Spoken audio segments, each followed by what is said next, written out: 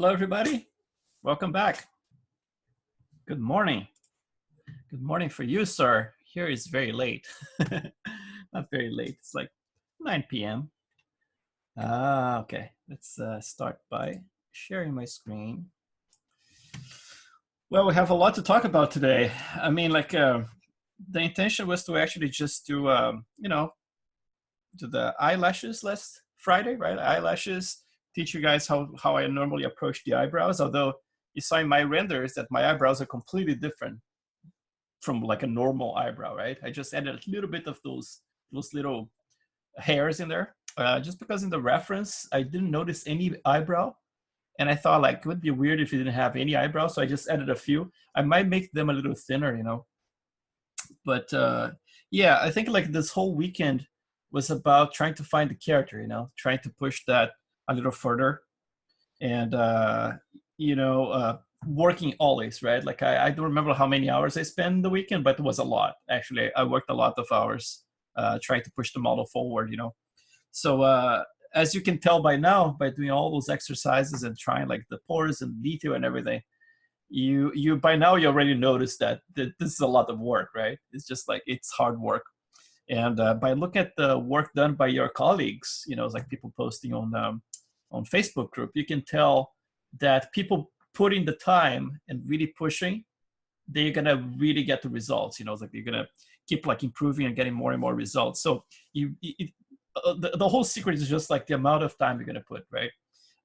My intention is always like to expose you guys to the maximum amount of information I can, possibly squeeze in those hours we spend, and then set you guys free to just like create whatever you want or use as much as you want or not, right? But so this one here, I'm sharing the screen, right? Yeah. So you saw that I was doing some renders, and those renders that I did yesterday, let me just get this. I'm rendering this one right now, actually, just to check things. But yeah, those renders, they don't look exactly like this in the frame buffer here when I render straight from Maya, right? Because they are still using like the ACES.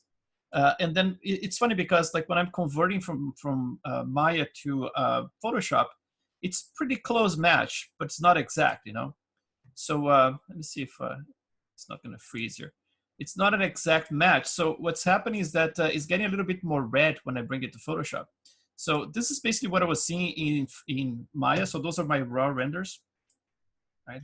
I'm going to pause this one. Otherwise, we're not going to be able to do anything too fast here. So let's just pause this guy for a second. Okay, so let's just get this. Pause it. So yeah, so those are the raw renders from last night because that's the only way for me to check things, right? I have to do those renders and pray that everything is kind of in place the next morning.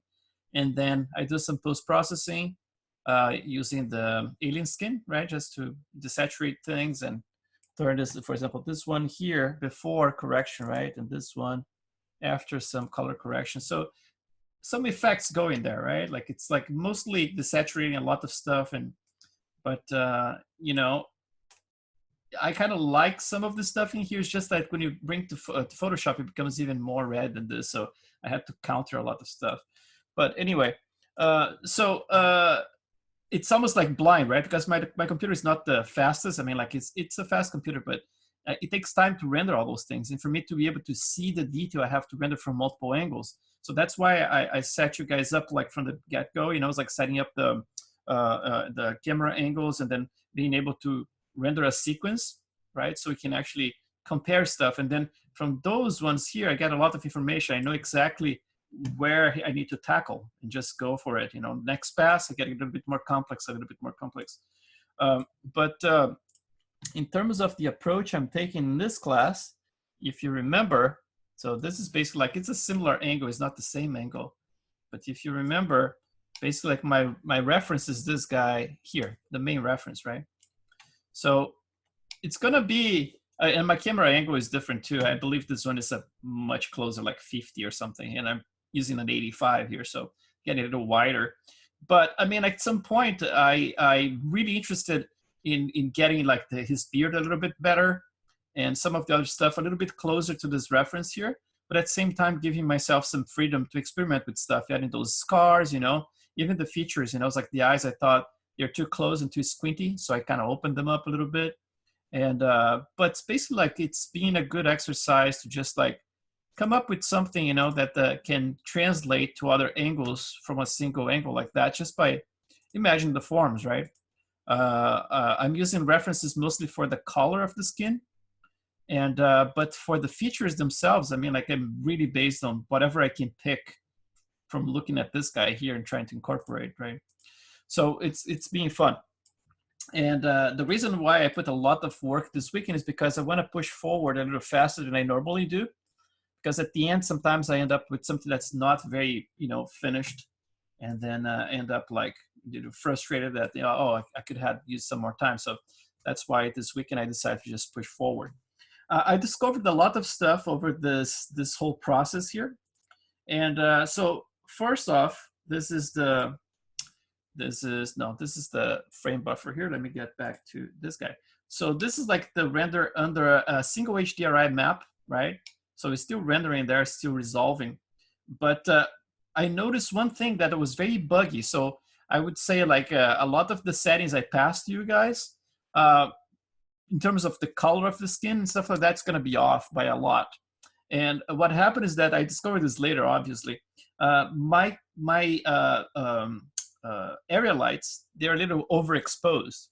And because they're overexposed, I was actually compensating by making darker and darker the skin in ZBrush, and then bringing the maps back here, you know. And then I was very intrigued because every time I would plug an HDRI map, just the map itself, the color would be super dark. I was like, what's going on? And then every time I had the area light, obviously everything looked correct, like just like those older renders in here. Let's see, for example, you know, those guys here, right? Like it would look okay, you know. But it's because like it was really, really underexposed. And then after I did all those tweaks, I started testing stuff with just a single area light like that, HDRI light like this, and like this one here, right? And then things started actually working. It was like, oh, that's so interesting, right? Like how come? And it's because the freaking light was super underexposed, man. Overexposed, I'm sorry. And there's a difference between this one here as well and this one here. This is the current render and this is the older render. It's because I'm actually tweaking the exposure in the camera. So I'm gonna show you guys. I'm gonna try to do this. I was planning to do some explorations about the forms themselves, right? Like the detail, because I see that some of you guys are still struggling with the pores, and then, you know, how to push to the next level in terms of breaking up all the pores and adding more variation to the skin, right? So I was thinking about exploring this, doing more exercises, showing the brushes again, doing some recap overall. I think that's one thing that people are struggling the most. But because I did so many tests and so much exploration with this model over the weekend, I think it's worth it to just like go through those settings. I'm not probably not going to update you guys on the shader itself. I'm going to leave this on, you know, maybe like a day or two. I can do that, but explore all the other things that I found out, you know, and update you guys on that. So, and then at the end, let's go back to XGen and let's do more work about XGen, because you see I put the beard in there, right? Now he has some peach fuzz. Now he has some hair inside of his nose, and none of this we explored during the class. So I'm gonna get to this because I don't want any of the information pass by you guys. But I really want to explore the other stuff that I did. So starting with the skin, what I had to do here in ZBrush was the same thing, right? I go to Poly Paint. I had to do this from outside of HD actually, and that ended up like distorting the colors a little bit, or a lot. But at the same time, I need to get a ballpark before I can go back and start like detailing the Poly Paint again. So same thing, right? Go Poly Paint, adjust colors, and I start like I didn't play with the gamma this time, just intensity. And I brought it up a little by little, and I saved a new set of maps every time until I got something that was actually working for all those from all those other HDRIs that I tested, like this one, like, you know, yeah, this one was before, it was still a little over. And then when I brought it down, it started to work a little better. This one, right? So all those guys was after I adjusted stuff. But the thing is, like, if I show you the map the way it looks in here, just like a visual reference if you're painting dark skin, right? So if I go to flat color here, let me just double check if my render, if I have any adjustments. No, it's all off. So this is basically like a reference for you if you want to have like a ballpark of stuff, what's working for me at least. So that's the color of the skin I have right now. This is not HD, right? This is outside of HD, but it's easy to sample those colors if you screen capture this, for example. You can just like in Photoshop, you can sample some of those colors, you know, so I can get a ballpark, just like as a reference for you. Yeah, in comparison to what I had before, you can see more stuff now, right? I mean, you can actually see some stuff. Before it was just like super dark. So that's basically what I have to render something like this. Although this one has some color correction, right? But still a dark skin. But here is a little bit more, you know, lighter chocolate. So yeah, that's what I have at this point. So this was like the first part, the color correction thing. The second part was to actually start looking for other information in the skin. So let's look around. I'm gonna end up like exploring a little bit, but let's dive more into the detail again, probably tomorrow, so we can get more of that stuff.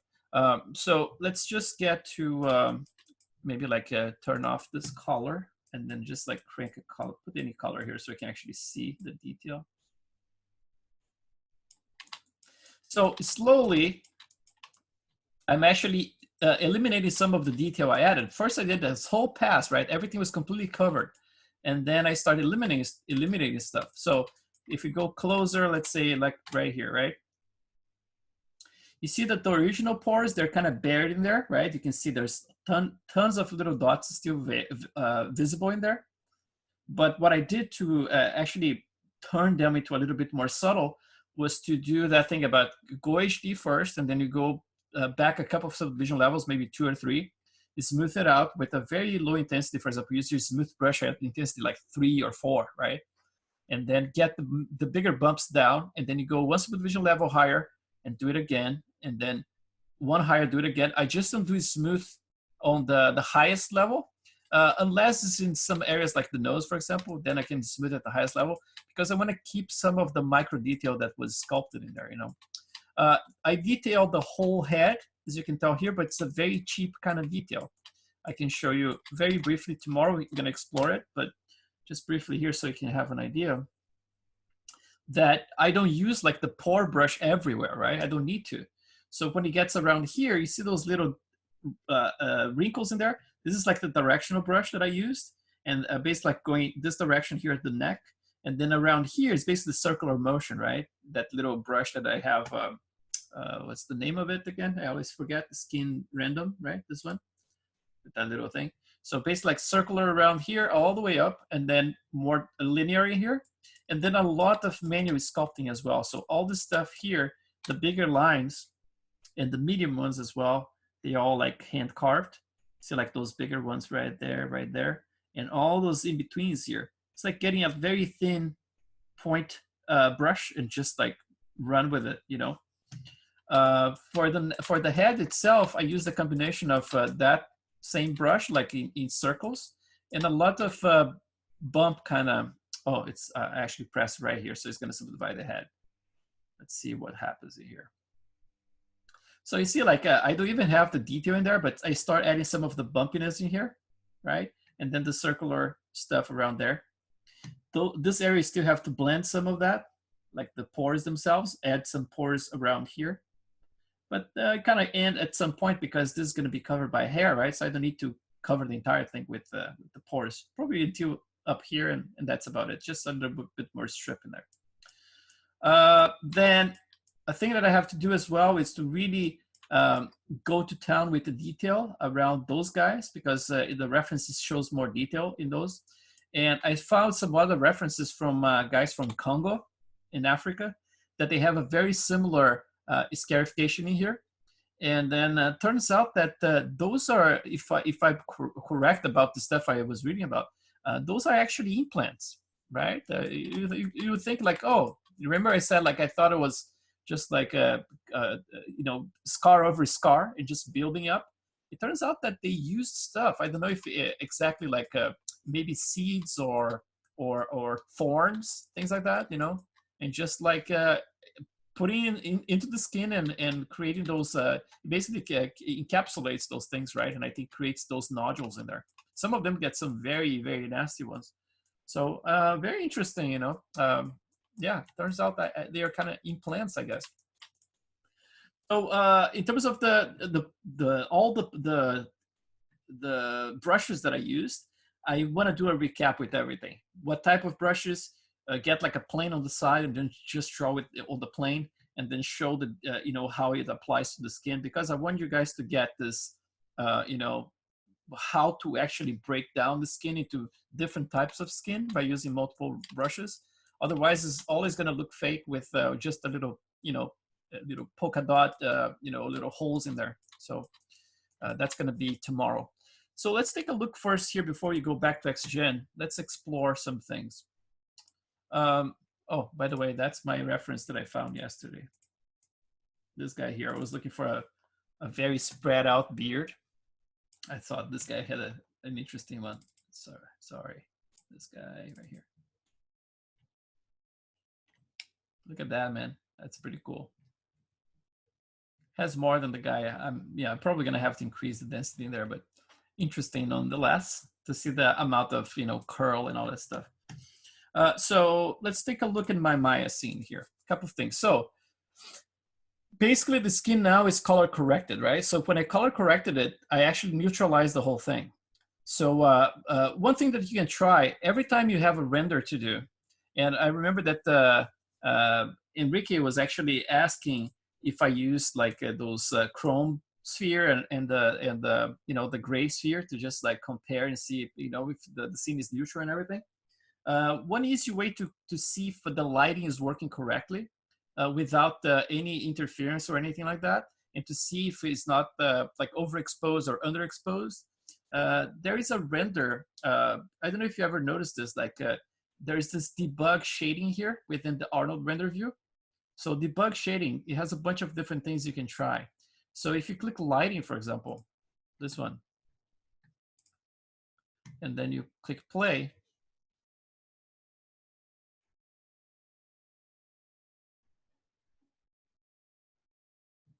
that's gonna basically render everything, including the hair and the XGen and everything, but with a basic shader, right?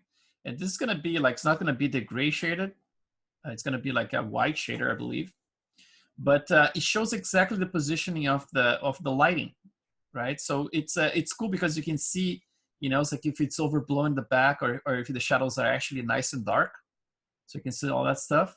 And there are a couple of other utilities here you can try. For example, let's say you wanna do a render like this angle here, right? You render your beauty pass. So you basically like go to your file, save image. Just remember to use the save image options in there, right? Oh, I thought I had this one here on that. Maybe that's why it's not translating very correctly. Gonna put this one here and then save it. Yeah, interesting. I thought I had everything saved. So yeah, maybe that's the difference I'm seeing in the color correction to Maya. And then for the render here, there are a couple of other things. Let's say, for example, if you want to split stuff, but you don't want to render in layers, but you want to do like a quick pass to just like capture by object color, for example, so you can easily separate those things in Photoshop. For example, like if you want to color correct just the color of the eyes, right? And you want to be able to isolate this with a mask, you can go to render, for example, debug shading, and you can click object. So if you render that, all the objects are going to be separated by color, right? So if you sample like those colors, you can actually create masks based on the color, and then you can go to you know, anything like Photoshop or some other post-processing software that can actually read those, and you can actually color correct just based on the, you know, whatever is the you know, the area of that color. So this is useful, you know. It's like it says, like it's the debug shading, right? So you can actually see things a little bit better. There's the wireframing here, which in my case here is super high res, right? So it's not gonna do a whole lot there because it's very high res. But yeah, this is one thing that you guys should play with. You know, have even normals here. You know, you can if you can use like normals, for example, there are some applications you can actually use a normal map and just do the renders based on the normal map, right? So yeah, you can use this one as well. So, you know, useful stuff. So I'm gonna turn it off again. Let's leave this, turn it off. And then let's go back and explore how my scene, how that scene that I was showing you guys, those renders, how this scene here was assembled. Because this is not like an HDRI map, right? This was a manually constructed, based like a studio lighting, right? So let's turn off this stuff. So I saved my how you call, like the Arnold lighting, Skydome lights. Saved all my Skydome lights here, all the ones I'm testing, with the name of the file in it. So it's easy for me to see which one I'm using, and easy for you guys to see which ones you can download, for example, from HDRI Haven, if you want to go for similar results, you know. So basically, like, I'm using 5 different maps in here for test. But then at the end, when I want to test something more neutral to be able to measure the levels of specularity and stuff, I try to create a scene first. So let me just hide this one, and I'm gonna turn on the lights that I created. So one thing I didn't mention before is that in Arnold, you can actually create lights, like any object can become a light, right? We spoke about area lights, and then also the dome lights, right, for HDRI maps. But you can actually create a light out of anything. And then there are a couple of different attributes. For example, if you look at the area light itself, let's see if I have any. So area light, this one here, right? So the attributes you're gonna notice, let's just copy this tab here. Looks like this. And then if I go to this other light here, let's see what type of attributes you have. Let's see, light visible.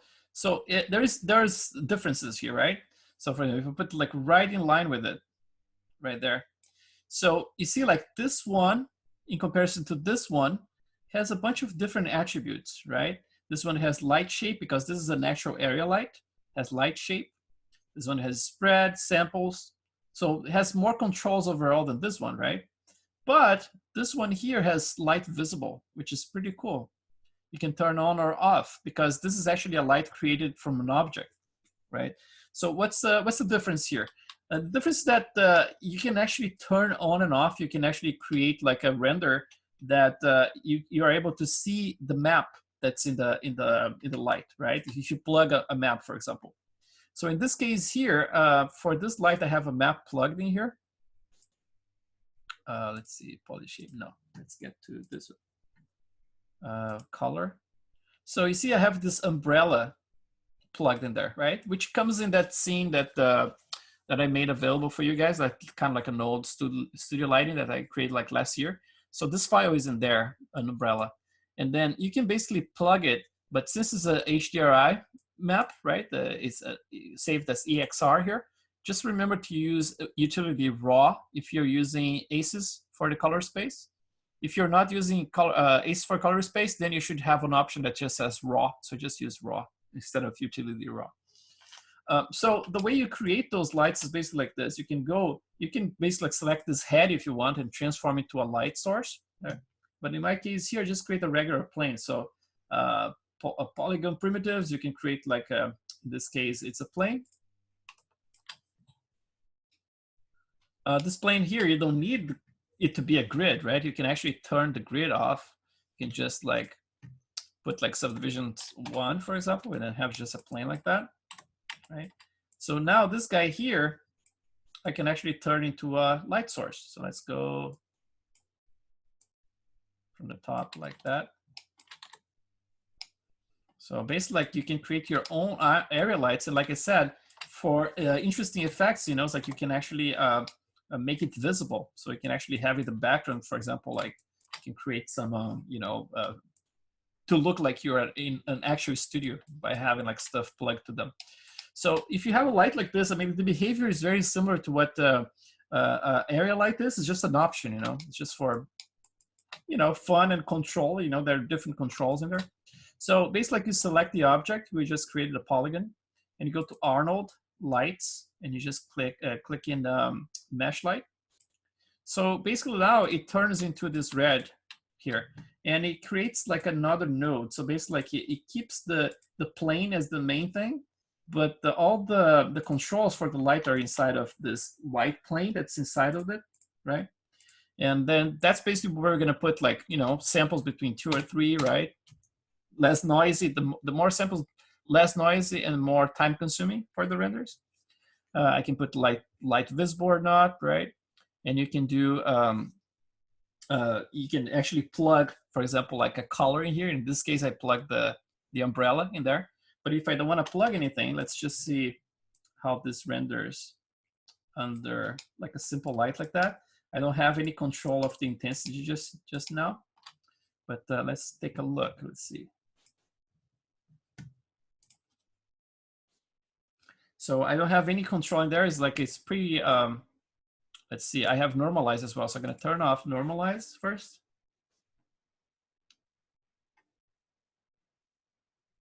And I'm going to crank the exposure.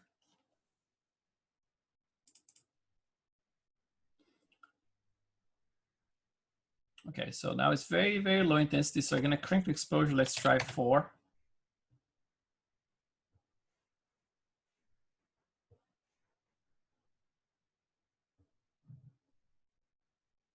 It's very high, right? So let's try maybe like 2.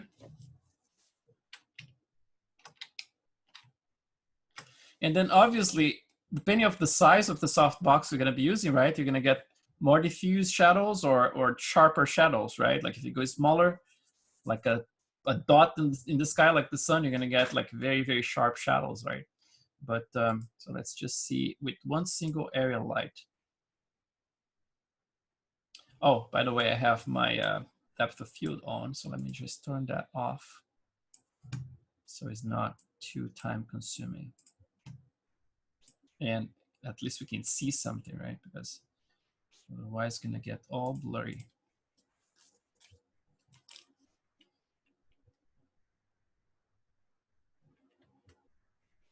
So it's an easier way to actually see what's happening with the scene when you have like a very simple scene, right? Like just one single area light. Obviously, like all the reflections and everything in the skin. If it's a very diffuse light, you're gonna get like a very diffuse reflection, right? But if you get like a sharper light, like a smaller source, you're probably gonna get like very sharp little areas of reflection. So in this case, here's a very broad, soft reflection in there caused by the single light that we just created. So basically what I did after I figured out this one here, right? I plugged my map in there under color, put like a HDRI, and then let's delete this guy and let's show you the ones I created. So in terms of positioning, so I have one that's kind of like on the side around here, kind of like a little bit below eye height. Same on the side, but a little bit bigger. And in terms of intensity, I played a little bit. I have this one set at 12 for exposure, and this one is also 12, okay. But there's one thing I'm doing with this one here. I'm actually cheating a little bit, right? This one here is more accurate because it's actually like everything here is a full on, like full intensity for the visibility. But this one here actually, although it produces a ton of lighting, is actually, I'm actually cheating here to make this light create only 30% of all the specular, right? So it's a cheat by like the normal settings here would be that 1, but you can use it creatively, right? In this case here, I kept the same intensity, but I reduced the specular a lot. You can actually kill completely the spec in the model, and it's still illuminated completely. You know, it's like make everything affect the subsurface and diffuse without affecting the specular just by doing this, right? And then the other ones I created. So the other one is this one here in the back. So there is a big area light in there. This one here, same thing. Let's see. It's hidden here. So the controls. This one I'm using 12 as well. And this one here, I'm actually playing with the temperature. I made it slightly more blue, right? Like by default, 6,500 would be 6,500 Kelvin is like daylight, or 6,000 to 6,500 daylight. So it's a little bit cooler than daylight, basically, but not by much. And the last one is this one here. So I have this one, and I don't remember what's the intensity I'm using, but it's pretty low. So this one uses only 4. It's just a little bit of light coming from the top, right? And this one uses normalize. So it's very, very faint. It's a tiny little effect. Both of them, actually, I'm using normalize. And those, oh, this one I'm using normalize too. I thought I didn't have. Yeah, actually all of them for some reason. Okay, I think I was trying to be creative with the size of the light, but you know what? I might have to try to tweak this, and just to try to keep more on a little bit more accurate according to the size of the light. So I might want to do and turn off normalize, because that way the size of the light is going to affect the amount of light that's coming in, right? So it's going to be kind of like different from this result here. So I might want to do this. I'm going to try it later.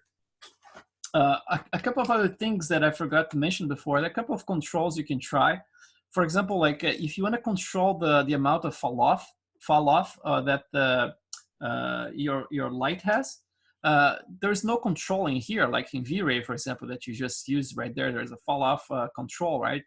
But there is a way to add it by adding filters. So for example, like if I select just a light, and I can just say like add, or I can just go right here and can say like add a light decay, right? So this is basically a modifier. So if you double click on it, you can use near attenuation and then far attenuation. You can have some, get some interesting results, making the light fade like much faster. For example, you just illuminate like a little corner and then fade very fast. It's all about like playing with those controls. I did some tests yesterday, but I'd rather use like whatever is the default. But just so you know, there are ways to control the near and far attenuation of the light. So if you want to delete it, just disconnecting here. It normally doesn't delete, it just goes to this list. So it keeps building up in there. So you can actually at any time access the modifier you had before. And the light blocker is basically like, as the name says, you can use like a light, create an area light, for example, and just use a light blocker, and it becomes kind of like a black plane in there that just blocks light, right? So you can do that as well. A few other things. Let me see if I remember. So I spoke about the render stuff, and then the lights. Yeah, the lights basically what I was trying to base a little bit, not like completely on the dot, but based on those portraits, right? That's why I create that big plane on the back, like a white plane at first. And I was looking at basically like the position of the reflections on the eyes and tried to simulate like a similar positioning, And you can tell that's definitely an umbrella that's being used. Actually, 2 umbrellas, right? You see an umbrella right there and another one right there. So 2 umbrellas. And there's like I can see the camera in here, right? And the photographer, kind of like right there. Oh, maybe the photographer or I don't know. Or maybe a tripod, but definitely there's a camera. And there's kind of like a white reflection in there as well. And I'm not sure what it is, but it might be like a reflector, Sometimes photographers like using reflectors just to get a little bit more light under the chin, for example, right? Get things a little bit more flat. And this rim lighting here, it might be coming from this big soft box in the background. It's like you're getting a little bit of that lighter, almost like a Fresnel kind of thing, but it's coming from the very diffuse light. Yeah, the whole intention here is to have like multiple sources. So you fill up like, you catch like every single spot in the face, so you don't get like sharper or well-defined shadows, right? Like it's basically like catch from all angles, so to prevent maximum amount of shadows and you still have a very clear image. So so I tried to simulate that, like position stuff, and you have just like the eyeball visible, so I could see the positioning of it. So I got like close enough, but not perfect. And then, so that's how I approached it. And now that I have this one here, that's a fairly neutral kind of, light rig, that now I saw everything has normalized. I'm probably going to redo it, but I'm going to do one by one. It's like turn all but one light and then just like tweak it. Basically like do one render save that render, and then compare with the without the normalize, and just try to compensate for the same exposure to get same result. And I think you're going to use everything without the normalize. So that's the thing about those classes. It's like I keep learning new things or changing my mind about stuff, and then it's a very organic thing. It's like it's not one of those stale classes that you just prepare the material, just like put it in there and then you follow the plan. It's like I keep changing, and I keep like trying to update you guys on those changes, because the more I change stuff, the more options you have. It's like in terms of, okay, there's that way that he did it, but there is also this way. So it's kind of like opens up more possibilities for you. I think it's positive for you guys. I hope it doesn't make things more confusing, but it might be a little bit confusing when you're watching this live, but I guess when you watch like a recorded material, you can actually see, it's like, okay, definitely there is a way to do it that way, but now he's showing me that other way. So, at least all this stuff is recorded, so you guys can really use as a reference point.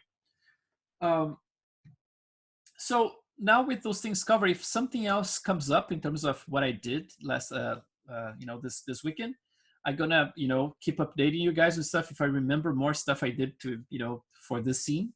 Oh, one more thing I just remember. So if you go to your view, select camera, basically like you see the exposure by default here is 0, right? So basically what I'm doing, I'm using a little bit more of the camera exposure to be able to control things, just for more, kind of like in my opinion, it gives a little bit more of the kind of like a realistic kind of boom to the, to everything. Kind of like it makes things more interesting. You can take a look, for example, at Arnold. If you go again, like you go to your Arnold, docs, arnoldrenders.com, so you can find everything about your lighting and everything there.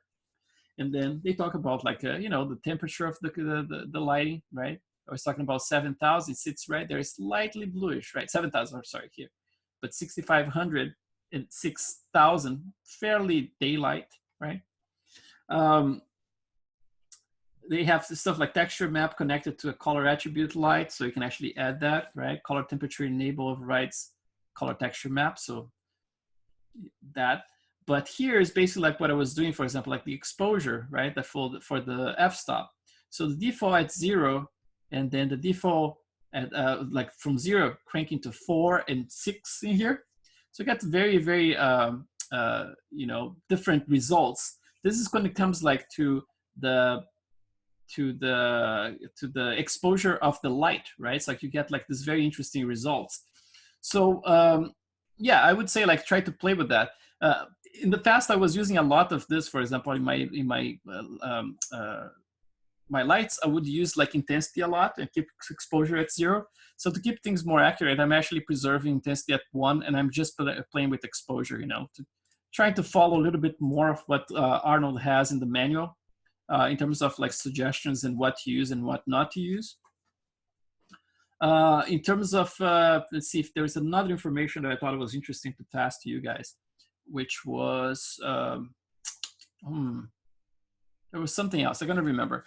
I was researching as well in terms of the peach fuzz, right? Like it's called Velus hair, right? And it's interesting because I found a paper online, and this paper online mentions that when it comes like this paper is actually designed for manufacturers of medicine and creams, like for your skin, right? Because those creams, they have to test the skin to see like how absorbent the skin is, to be able to detect, like if it's going to be effective for this group of people or this group of people, like, it's like an older person, whatever. And then they had a whole study about like the Asians, African Americans, and then Caucasian, the types of vellus hair, which is the peach fuzz. And they mentioned in this paper that it's a shame I closed it. I could show you, but they mentioned that the Caucasians have like by far more peach fuzz, and people with dark skin like this, they have like way less, for example, in the forehead. And then Asians apparently have more, like, I don't know, it's like an arm or something.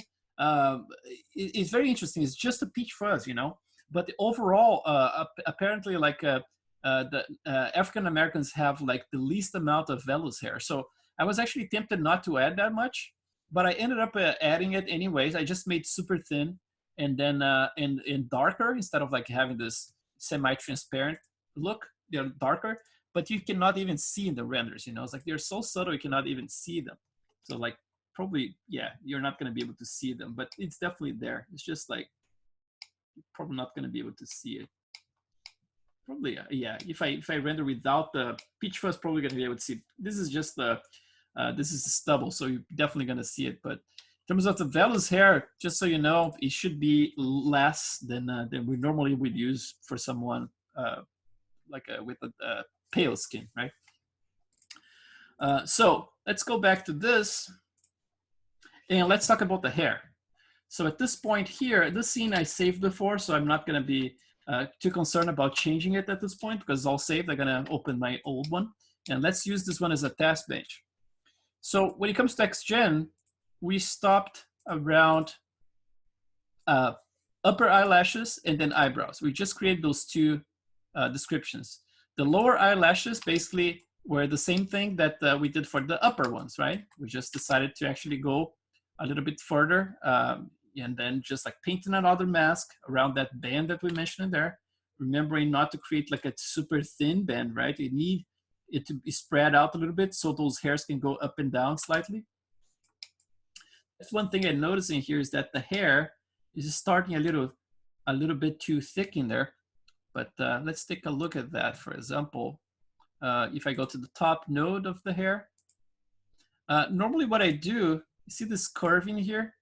I normally start the hair a little bit thinner. So you see the root in there, I'm playing with the root, is disappearing completely, right? I'm not gonna disappear with it, but I'm definitely gonna make it a little bit thinner, like that. So it normally becomes a little bit more elegant, you know, the way it pops out of the root instead of like something super thick like that, like this, right? And then I have this scale here that kind of goes and fades into a tiny sharp little point that basically like disappears, right? A couple of other things I did, for example, like the lower lashes here, if I go to my noise modifier, so I have like, I'm gonna save this number in here so I can reproduce it. But remember I was looking for more, you know, it's like a randomness up and down, right? So this guy here, sometimes you can get some interesting randomness.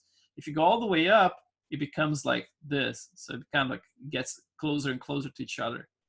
But then if you get a little bit like a lower number like this, like the one I had was like 9 point something, then you get just enough, you know, randomness to it.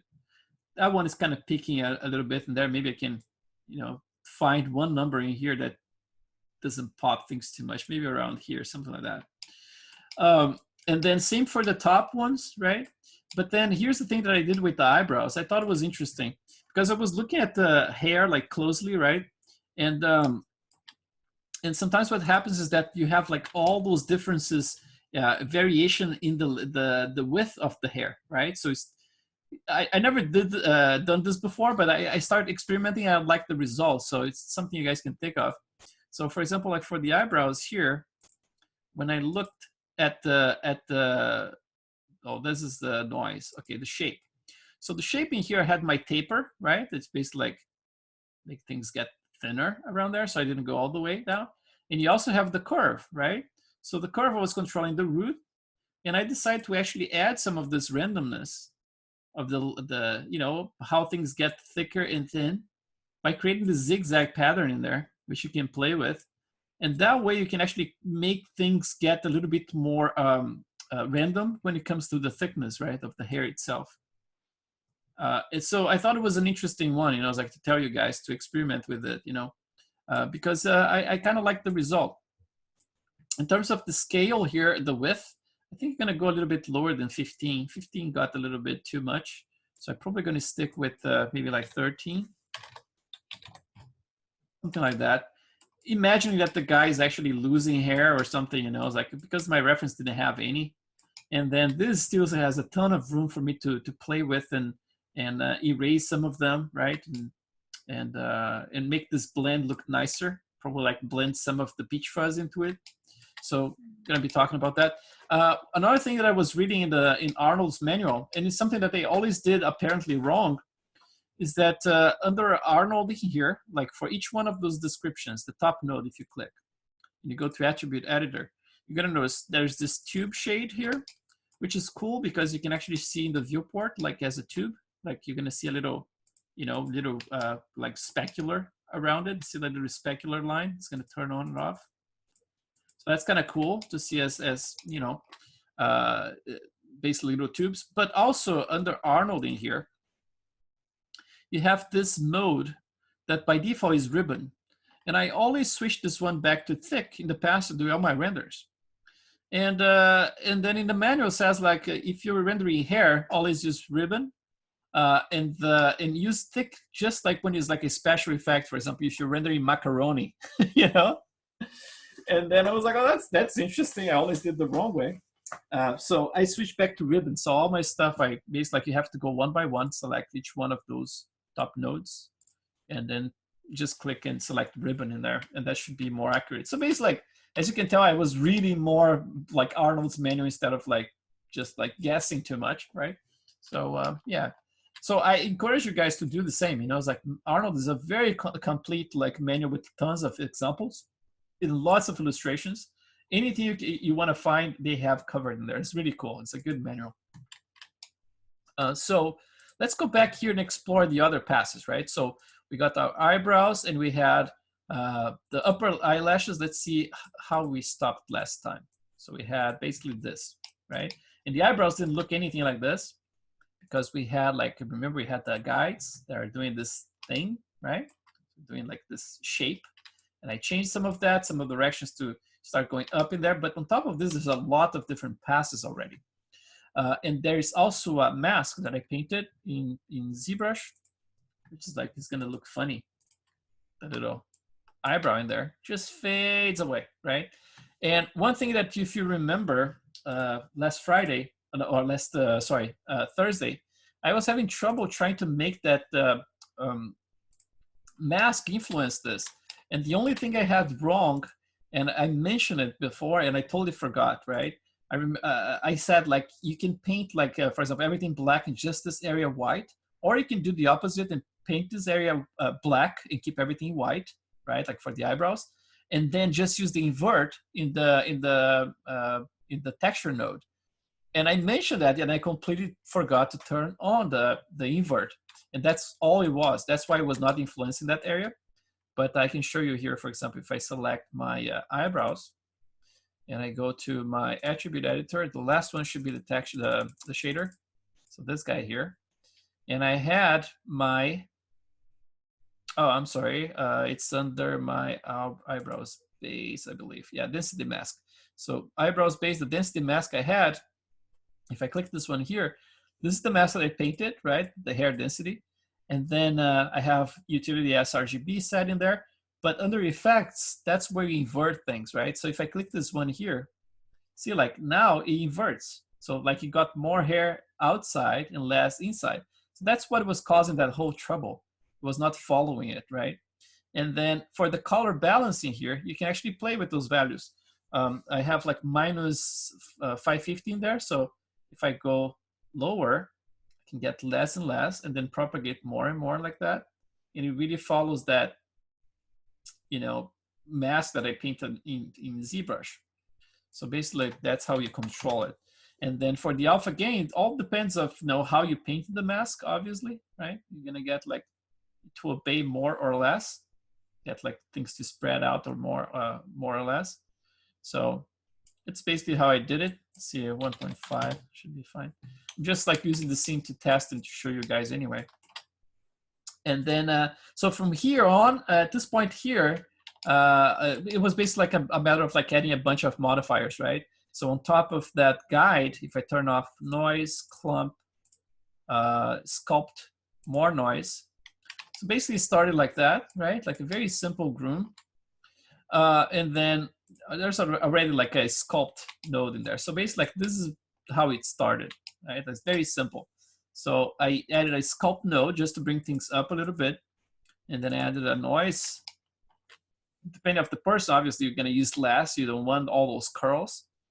and then some other sculpt paths in there, and then clump, and then the noise, right? So it's a bunch of different noises. I can probably like eliminate one or two of those, but you know, keep adding more stuff. And then, so let's explore the other ones here. So to create the stubble, for example, it's a good one to do, like because it doesn't take too long. Because the time that takes is mostly like to select the faces you want to do. So if I select all the faces and deselect everything, so I don't have anything anymore. So the best way for me to select like all the areas I want for the peach fuzz and eliminate some of those other areas is by doing this by UV, right? So if I go to my Windows modeling editor and then UV editor, I can go, for example, and select the entire thing like that.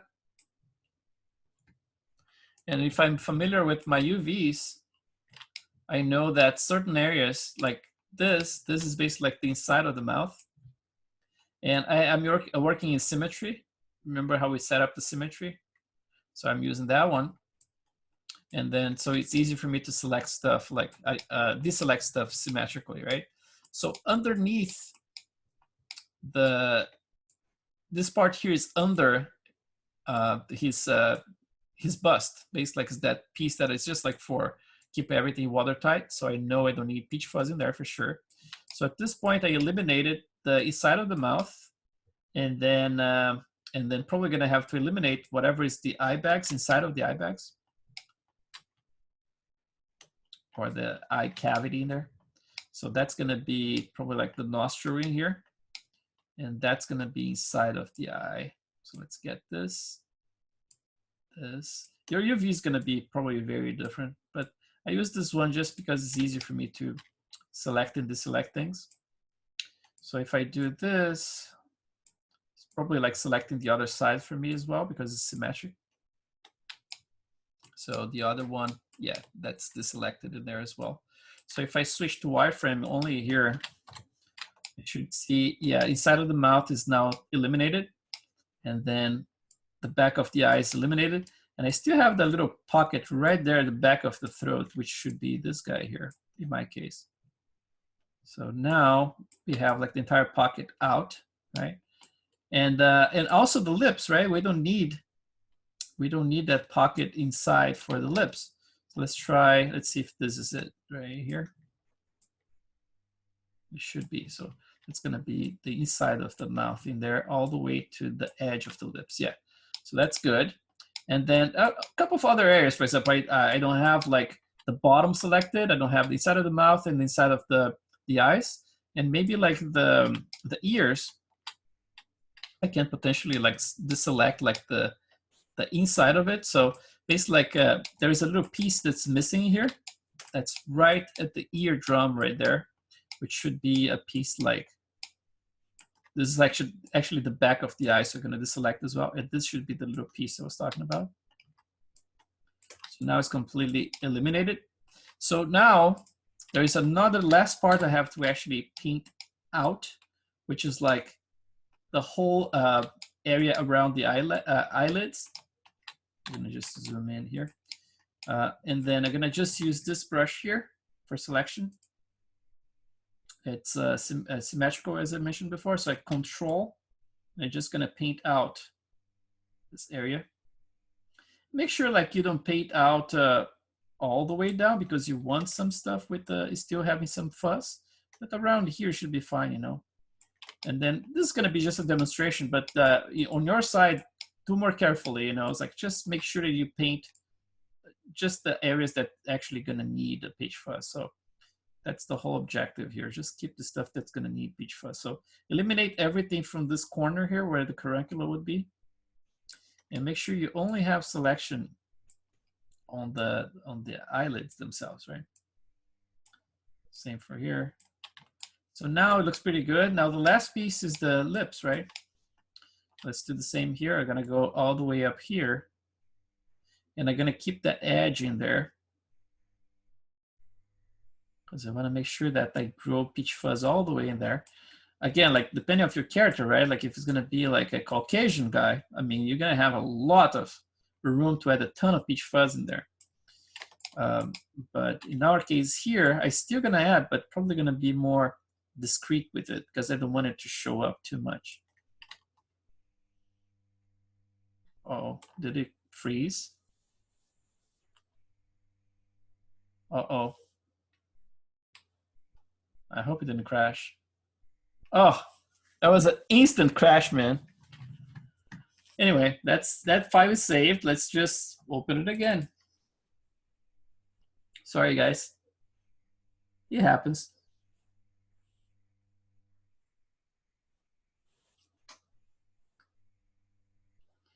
Ugh. Yeah, this is the second crash run. The first one was for ZBrush. One to ZBrush, one to Maya. So it's a tie so far.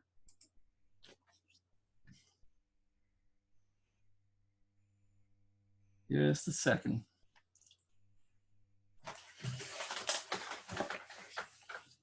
That's how those classes go, man. It's real. It's real, man. It's not reality TV.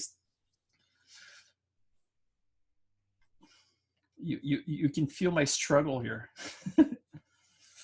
All right, so let's go back. Still loading. That was an interesting crash. But okay, so I'm gonna go back in there and then let's just do the same thing. I'm gonna try to do a little bit faster because I want to be able to cover it.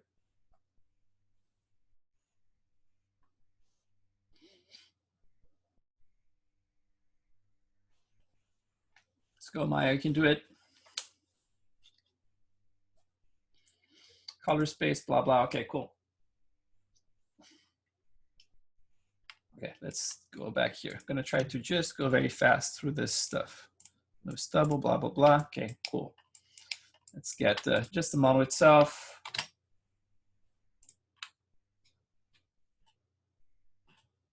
Yeah, let's do it again. Face, and hopefully now it's not gonna crash. Because they allowed me to do this in the past, so I don't know why. Maybe it's because I already have all the other stuff in there. And it's starting to choke a little bit, but hopefully not. So now I know what I have to deselect. But first, let me just do symmetry here. Symmetry, topology, boom. Cool. Let's do that. Things go a little faster that way. Now that I know all the little chunks I have to do here. This guy, lips, back of the throat, eyes,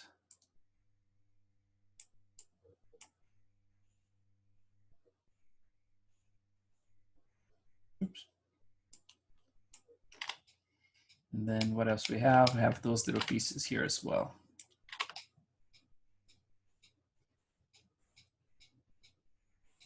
That's good. So let's just close this one. Let's try it again. Let's start with that part. If it crashes, it's gonna be the first thing it's gonna do. Instead of like portraying us. I'm gonna do roughly here, right? Because I don't want it to crash again. But you guys do much more careful on your side. Let's do this. Eliminate it here. Cool. Lips and then eyes. Same thing. Do carefully on your side. From the bottom here. Make sure you deselect all the stuff you don't want, like a fuzzy caruncular area.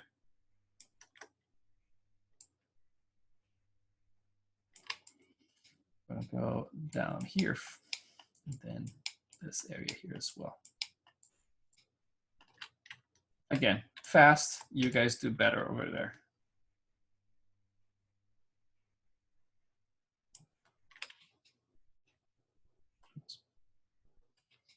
Something like that. Okay, so now for the peach fuzz. The thing that's interesting is that there is no number for peach fuzz, you know? It's like there's an estimate of those many millions of little vellus hair in the entire body, but there's no estimate of like how many you have in your face, for example. Like hair, you're gonna find like hair follicles, right? But the thing about the vellus hair is that it's kind of like a parallel network. It's not part of the same network. The other hairs, they are deeper, you know, and the vellus hair is almost like a shallower network, and the density is apparently higher than the actual hair. So you're gonna find a lot of them. So my estimate when I was building mine here, I think I put like 300,000 of them in the head. I think it was something like that. But feel free to test it first, and then later you can actually tweak that number. Okay, you can actually increase or decrease it. But in this case here, let's do the same procedure so you remember how I did it last time. Then I just click create. Remember, like, to be in this workspace, XGen Interactive Groom. So that's a preset. And this one is going to bring this interface here. So I'm going to go to create interactive groom splines. And I can just say like peach fuzz, or you can just like put like vellus hair or something like that. And then for the length, I can put something very short, but you should not worry too much about it because we're going to control with the splines, right? So we're going to do like a small length here. Maybe it's like 0.3. The width scale, I'm going to keep it very, very little. So 0.01 maybe. And then the hair, CV count, I'm going to add like 8 because I want to make sure, you know, I get a little bit more curvature to it. So you see, like I have 18,000 right here, right? That means if I put 100, it's going to go around 187,000. So that means I'm going to probably use like, I don't know, maybe 180, past a little bit, so 160. So that's kind of on the dot, like 300,000 of them in there. So if I click apply, let's see how it looks like. They're very big, right now. In terms of density, it looks kind of okay. It's just very, very big, right? Obviously, areas like this, I can control either with the spline, or I can do a better job painting my mask, right? Like just like we did just now, just like paint out these areas. But I should not have anything underneath where we eliminated, or the lips or the eyelids, right? So now that we have those guys, let's just like, now that he looks like a werewolf, you just click the top node, Peach Fuzz Vellus that we just created, add a modifier, guide, boom. And click the guide, this node called guide, attribute editor, and then click create. It's gonna create a bunch, right? Like those are my little guides in there. But remember, we don't need all of those. So I'm gonna go back to it. I'm gonna expand this one now that has its own description within the guide. So that's the description right there. Make sure you click that description and make sure you click in this edit button, because now you're editing the guides themselves, right? If you don't have that click, that means you're gonna be doing something with other description, and by accident, you can really screw things up, you know? So guide is selected, edit selected. I can go to my XGen tab, and I can just do go to the density, which is the one I would try to avoid as much as possible because it's a very buggy one when you use as a brush, but we are gonna use just for flooding. So let's click on it and go to the tool settings. And then here, you're gonna just say set and then 0,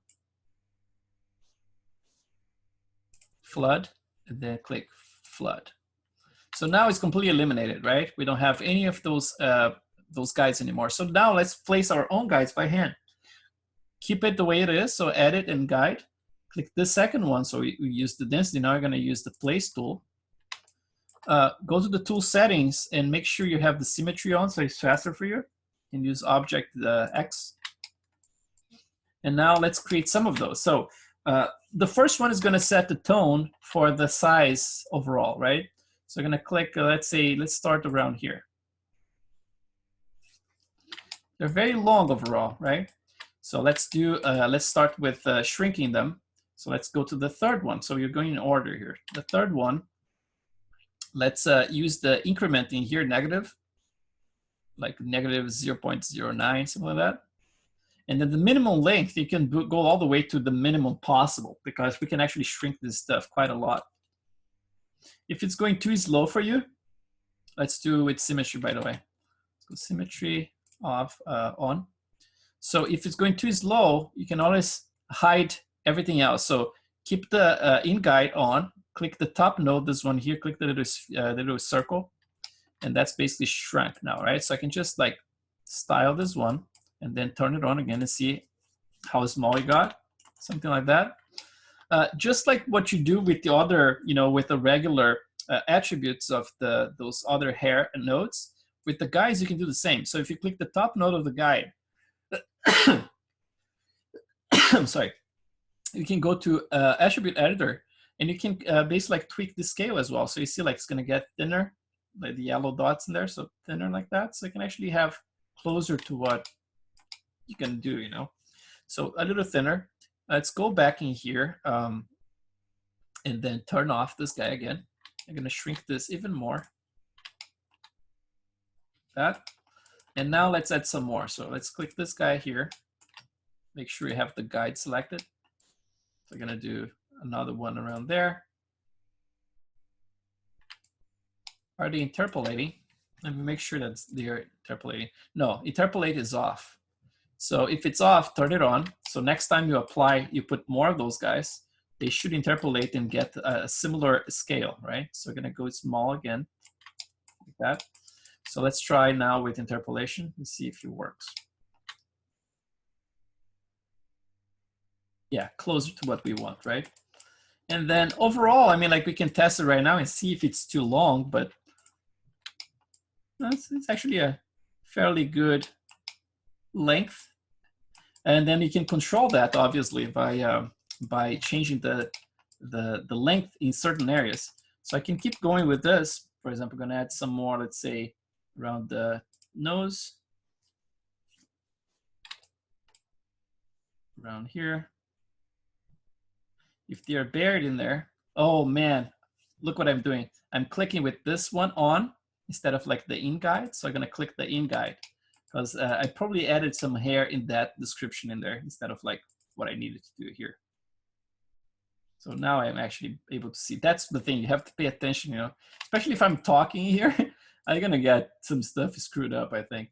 You have to be really focused, not to click edit or click in some other description by mistake, So I'm gonna keep adding those guys, and it's just like a few, just to have more control. You don't need to add a ton. Sometimes you can get away with much less than what I'm doing actually. So let's do this because I wanna have some directionality. This, and then some for the muzzle. And then definitely some for the nose. Maybe here and here. And I want to get some direction on the forehead for sure. So let's get that, and on the side here. So let's start with that. So let's just use some of the comb brush. Oh, another part that's cool is like the ear. So I'm gonna do this, just like around it, around here. And let's just use the comb brush. Same deal with turning on the tool symmetry. So I'm gonna go Object X. And now I can just draw my brush slightly and I can start brushing those things down. It's still very long, but we're gonna get there. So from this area here, normally like start like turning around, kind of like towards the outside of the eye, following that line. Then here it goes down, down, definitely down around here.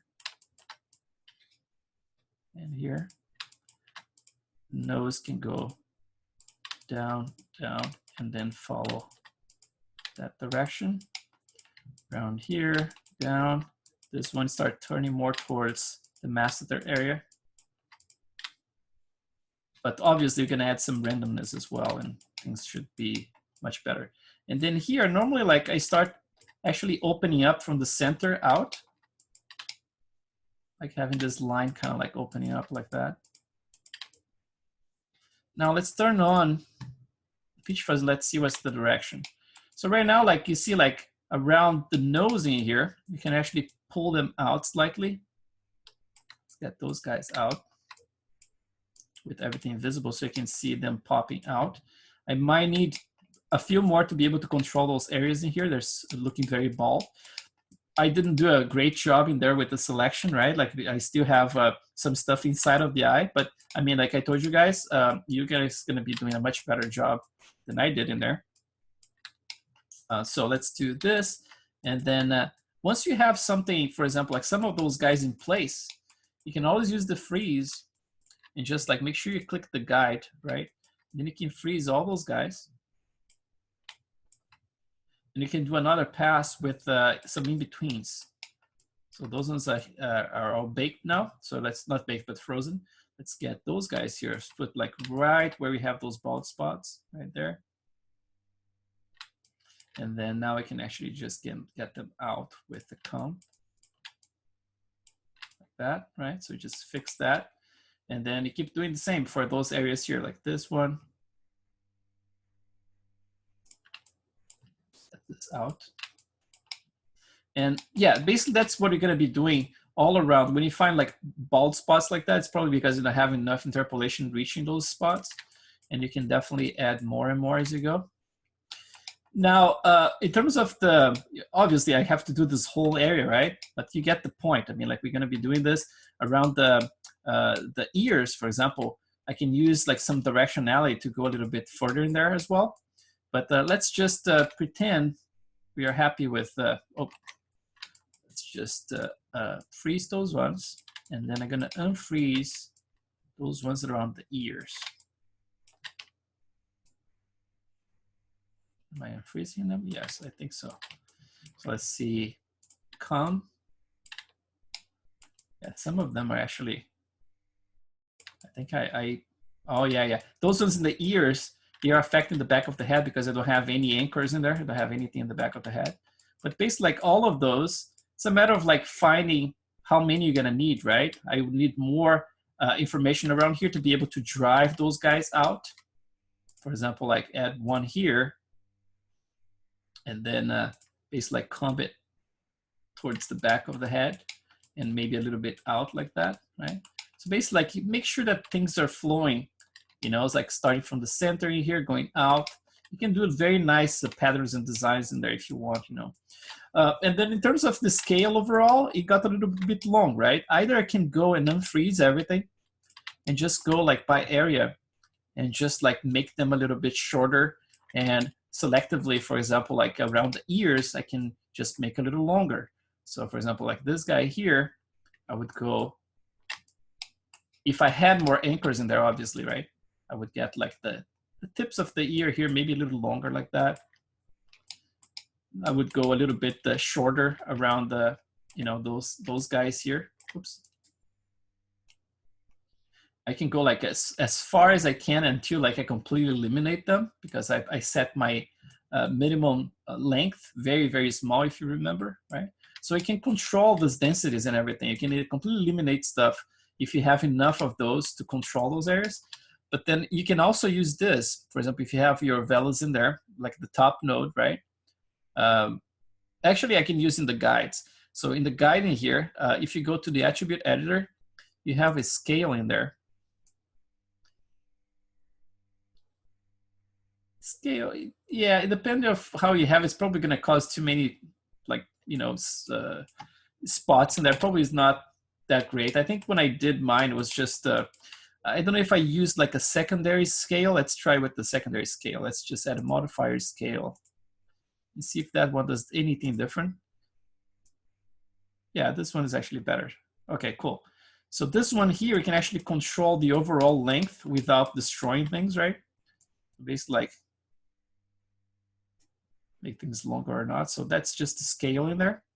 And then obviously you can plug any type of noise in here to control, like to make things more random, right? If you want to.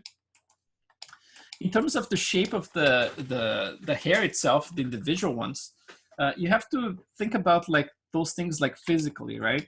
If you have like stubble, probably like the tips are gonna be very square because you're shaving them, and you're gonna get everything a little bit more square at the tips. But those velas hair, they're probably very, they are fully grown, they're just very small. So in that case, you can just go to the top node, pitch fuzz velas, and you can start playing with those parameters, right? We already know that the scale here might be a little bit too strong, so I can go smaller. Let's say 0.04, for example, very small like that. And on top of that, I can actually use a taper and make the tips a little bit like that. If I want to be more precise, I can actually, you know, click this little guys, make into spline, and then click that one, spline as well. And I can actually make the tips even smaller, and then a little thicker, and then smaller at the tips again. And then now that we have the direction and you have kind of like the shape that we want, like obviously you can tweak this forever, then you can get a much better result in there. Then you can start playing with some additional nodes, like a modifier. So click the top one, I'm gonna add a modifier here. It's gonna be noise, because the noise works for everything, which is great. I love noise. So first thing, I'm gonna preserve the length, right? And you see they're very curly and weird because the magnitude is very, very strong, but you can get just enough wiggle. You can actually crank, if you have enough you know, steps for them, you can make them curl a lot, you know. It's like, but in this case here, I think the magnitude has to be something probably not too crazy. You know, it has to be something around there or even less, like 150, like that, just to get that direction, but a little bit more wiggle around, right? And then the last step would be to, you know, assign the right shader. You have to create the AI standard hair, right, and assign to it. And then in this case, when I sculpted my guy, when I sculpted the hair for it, I actually kept the color. I didn't go too crazy with the melanin going down, because I can show you how I normally do this. So for example, if I have my shader network, and you're gonna go to your shader. It's loading a lot of stuff in there. Shader, and then shader again. So standard hair, right? I'm gonna just rename this one Velas hair. And then I'm gonna just assign this one. So I'm gonna select the top node, not the guide, right? The top node, and then right click, assign material. So now everything is dark, right? And then you can play with how you, like according to the model that you have, right? How you're gonna do this. So for example, if I go to the new shader here, if I go all the way down with the melanin, it gets blonder and blonder, right? Until it becomes like white. So normally, like if it's a very pale skin, you're gonna get something very low here. The melanin is gonna be low because you wanna make sure to get those little blonde hairs, right? In his case, I think I kept a little bit on the darker side, like that, but not fully black. And then the melanin redness, I completely killed it. And then that way you can actually, you know, have a good control. And again, like in terms of the length, you can select just a few of those, make things a little longer in certain areas. You see that I have stuff like inside of the nose that I should have to eliminate in there. You know, it's like that's basically what I did in the past. I would eliminate those from the creation of the pitch fuzz, and I would just create a specific hair type for the inside of the nose. But in this case here, because my selection was crappy to try to prevent the crash, that was included, but please in your side, just like if you can, just like eliminate from there. And you can paint, I mean, like keep your mask all the way here, but not inside the nose, because that's going to be covered with other type of hair. So that's basically the approach for the vellus hair, right? And then it's a matter of like testing multiple times. If you need more or less density, you can go to your XGen here, click the top node, not the guide, attribute editor, and then you're gonna have one here that's gonna be called underscore base. So click that one, and that's where your multiplier is gonna be for density. You can do this, for example, like if you want half of that, 0.5.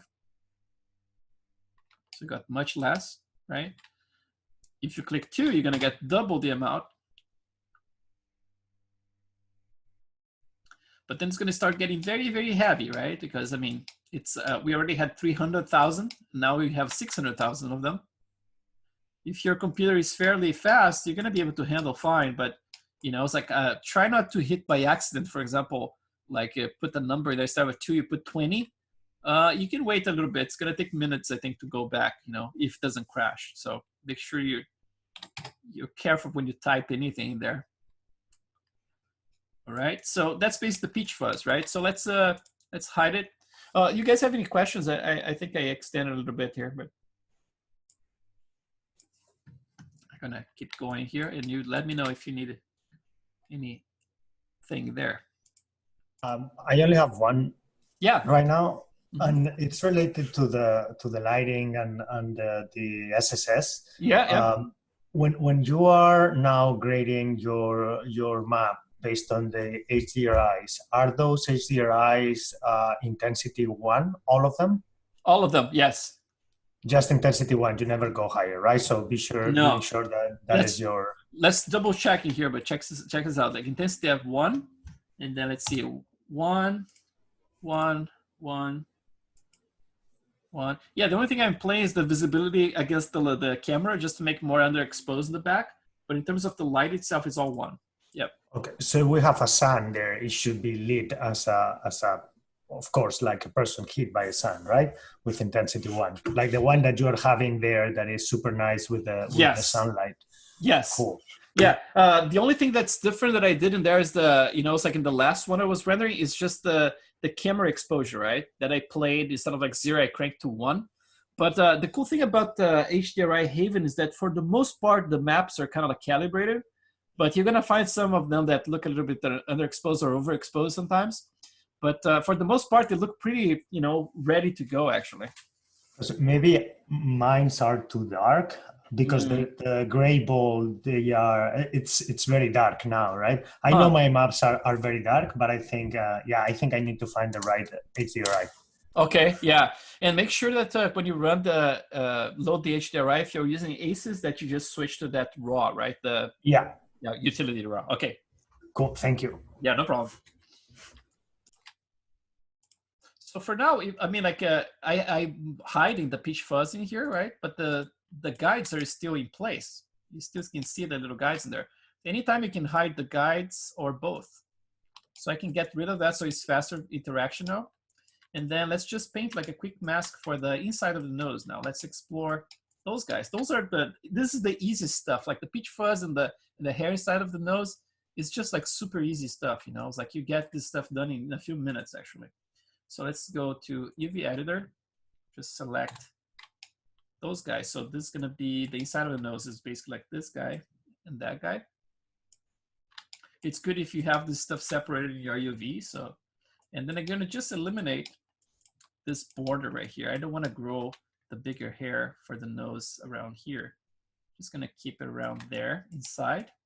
Because remember, like when the hair grows inside of the nose, it goes facing the normals, right? So it's gonna start like actually intersecting with each other before we add like any noise and things like that to make things more interesting. So just gonna keep that. So that's what I have selected right now, just the pockets right there, right? They're not even that deep. So let's take a look. So we're gonna create another description. This one's gonna be called nose hair. And then for the density, I would say, 1700. Not sure if that's too much or not. The only way to know is applying it. Let's just crank the CV count to around 32 here. It's actually not too bad. 1700, that's what I got in there. So let's do that. Let's keep it the way it is. In this case here, I mean, like I'm not going to use any curves or guides for it. It's just going to be plain, grooming here, because they are already facing the normals and everything. I think should be just fine. So the first thing I'm going to do, I'm going to just tweak the quality of the hair, right? When I created the description, I kept like the width at 0.10. So I'm just going to keep the way it is for now. And I'm gonna play with this curve here. So click this one, select spline, click that one, select spline. So now the in-between is gonna be always spline. I'm gonna start by making the root smaller. Just like I said, it looks more elegant. And then I can quickly create like a little bit of a bigger ramp in there. then grow from there, and then the tip's gonna go small again. So this is gonna be small. Maybe this is a little exaggerated right there. And then let's go with some tapering as well. Overall, something like that. Maybe the length, I can add more variations and stuff, but I tell you, like, just by having something like that, just by adding a few nodes here, you can get a lot of stuff done. Like, you know, if I can just add like again, like a noise modifier. So add modifier noise. Just by doing that, you know, it's like you already get a lot of stuff that's actually pretty convincing already. And then it's just a matter of like, okay, blending things up, you know. So if I have something like that, obviously the noise here I can actually play, maybe like reduce the density, the intensity. Frequency, I would not go too crazy, right? Keep something that's more natural. And then I would add some just like regular sculpt paths on top of it. So instead of like using the guides, we are not using them. So right under the nose hair, you can just add a modifier, and I can just say sculpt. You can just you can have as many as you want with the sculpt. So I'm gonna expand that I just created, and make sure you click edit, because if you don't, you're basically gonna be sculpting the guides for the peach fuzz, and that's not gonna be good until you realize that's not working. You already messed up with the whole thing. So first thing, select the noise hair, edit, right? So now I'm gonna be painting this area here. So whatever I do is gonna happen in both sides, hopefully, if I have the tool setting set to symmetry. So object, X. So slowly, I'm gonna start actually painting, making those guys, some of them a little bit thinner around the border. Get those guys a little thin. Let's see. Increment, let's put minus. And then the width, gonna put like very, very small. So that way, let's see. Is it working? Oh, the strength. Okay, strength has to be at 100, otherwise it doesn't work. Okay, so I'm gonna paint those guys, and I can increase this a little bit to 13. So now I can make those guys at the very border here very small. Keep the bigger ones inside. That's the beauty of XGen, you know, it's like you can paint everything interactively, and I love this. It's very artistic, you know, it's like you can actually completely eliminate things like that. You can go to certain areas and make things longer, you know, it's like everything interactive. You can paint the clumps manually, right? It's very, very powerful and cool. It's just buggy, you know, so that's the downside. And then for the scale here, I can go in there and just like scale them down, just some of them, you know, and then like very quickly you can get like a nice looking nose hair in there. You know, it's just like adding some of this. When you mix all of this with the peach fuzz and all the stuff, all of a sudden you have some nice, interesting hair in there. If you need to comb stuff, right, making sure you do the combing maybe underneath the noise. So for example, if I have my noise right here, where is it? Oh, right here. So the noise is right here. Remember I mentioned before, make sure that the modifiers you have, they are in the stack in the correct order. So for example, if you're doing a sculpt right now, you see like I have a noise assigned, right? If I do any sculpt right now, the sculpture is gonna counter whatever is in the noise. So if one day you decide to delete the noise, everything is gonna be messed up because it's actually countering what the noise is doing. So to prevent that, you can actually move the noise up, and now the sculpture is gonna ride underneath the noise. So if I do anything here, for example, like if I turn off the noise and I sculpt something with the comb brush, right? You can see what you're doing there. And then when you turn on the noise, you should preserve that. Now, if you have the noise on and you try to do the same thing, you're gonna see that the noise is gonna be fighting it. So you cannot see exactly what you're doing because you're basically like trying to comb stuff, but then the noise is actually being triggered. So the best way is to turn off the noise, do whatever you need to do, change direction, you know, do whatever. And then once you have that in place, you know, you can grow stuff here, make like some longer ones, something like that, some shorter ones, and then turn the noise again, and then you get stuff like that. right? Same deal for assigning the shader, just like assign a hair shader.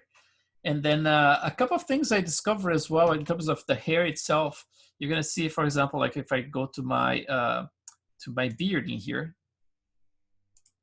and I go to the shader I assigned to the beard, is basically the same I assigned for the stubble, right?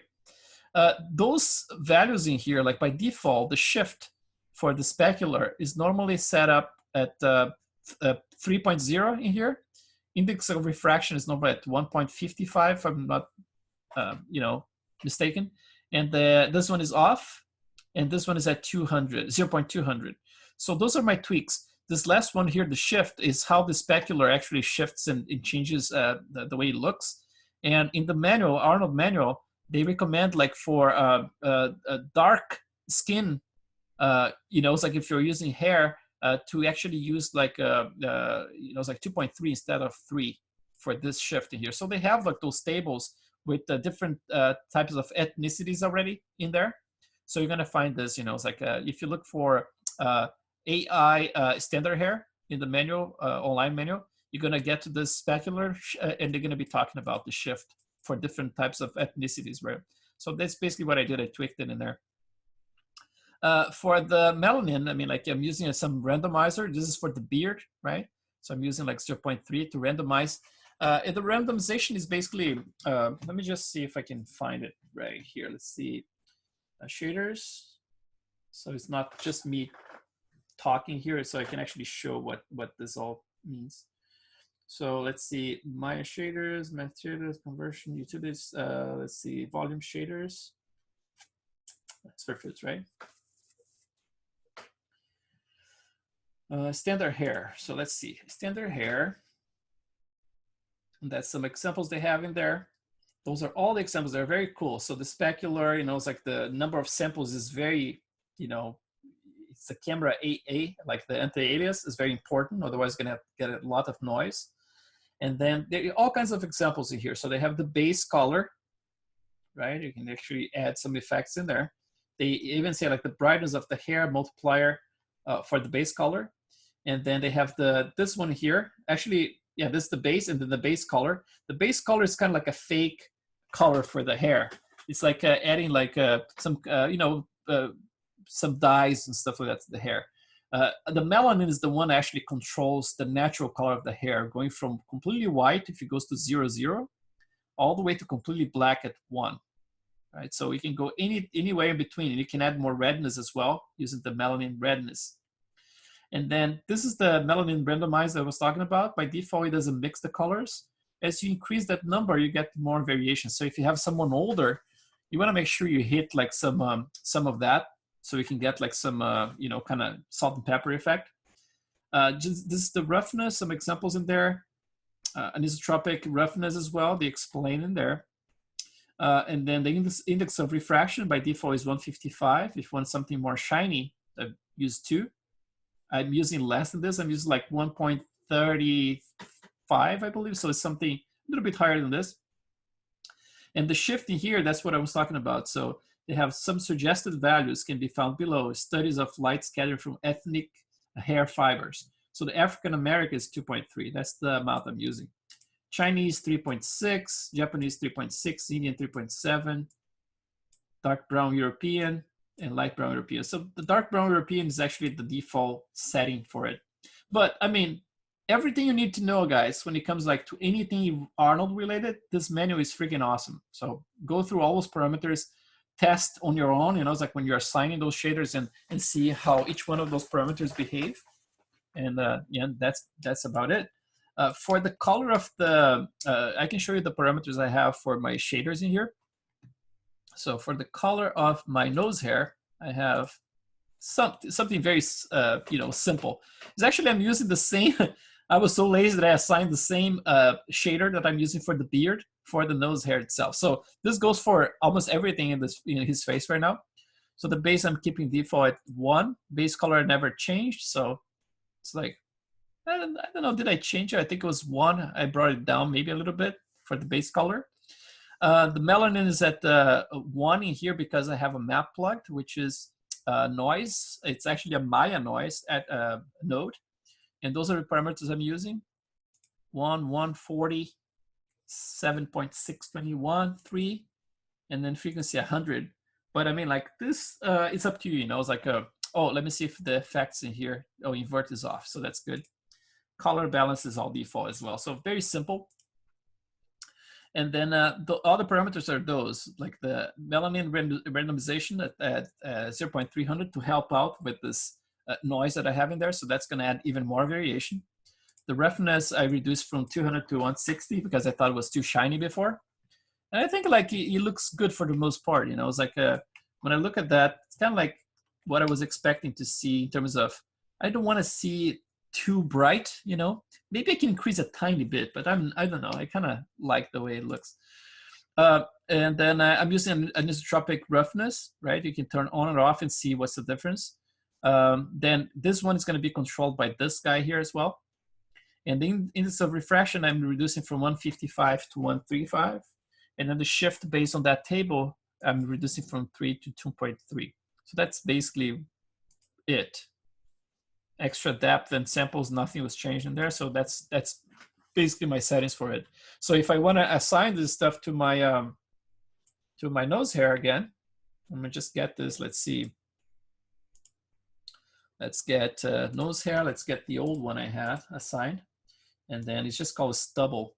So let's get this nose hair, the new one. I'm just gonna assign the stubble, which I can call just hair, I suppose. And now it's nice and dark, right? So let's combine this one that we just created with the peach fuzz that we just created. And then you have something like this, right? You're gonna start seeing more and more complexity being added.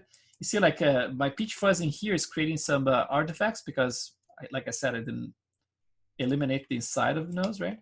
But what I can do, I can either create like some other guides in here and just like really shave that whole area by having like very, very tiny guides in there, very short. Or I can just create a modifier here, like peach fuzz vellus modifier sculpt. Click that one to make sure you're sculpting on it. And then I can just go like,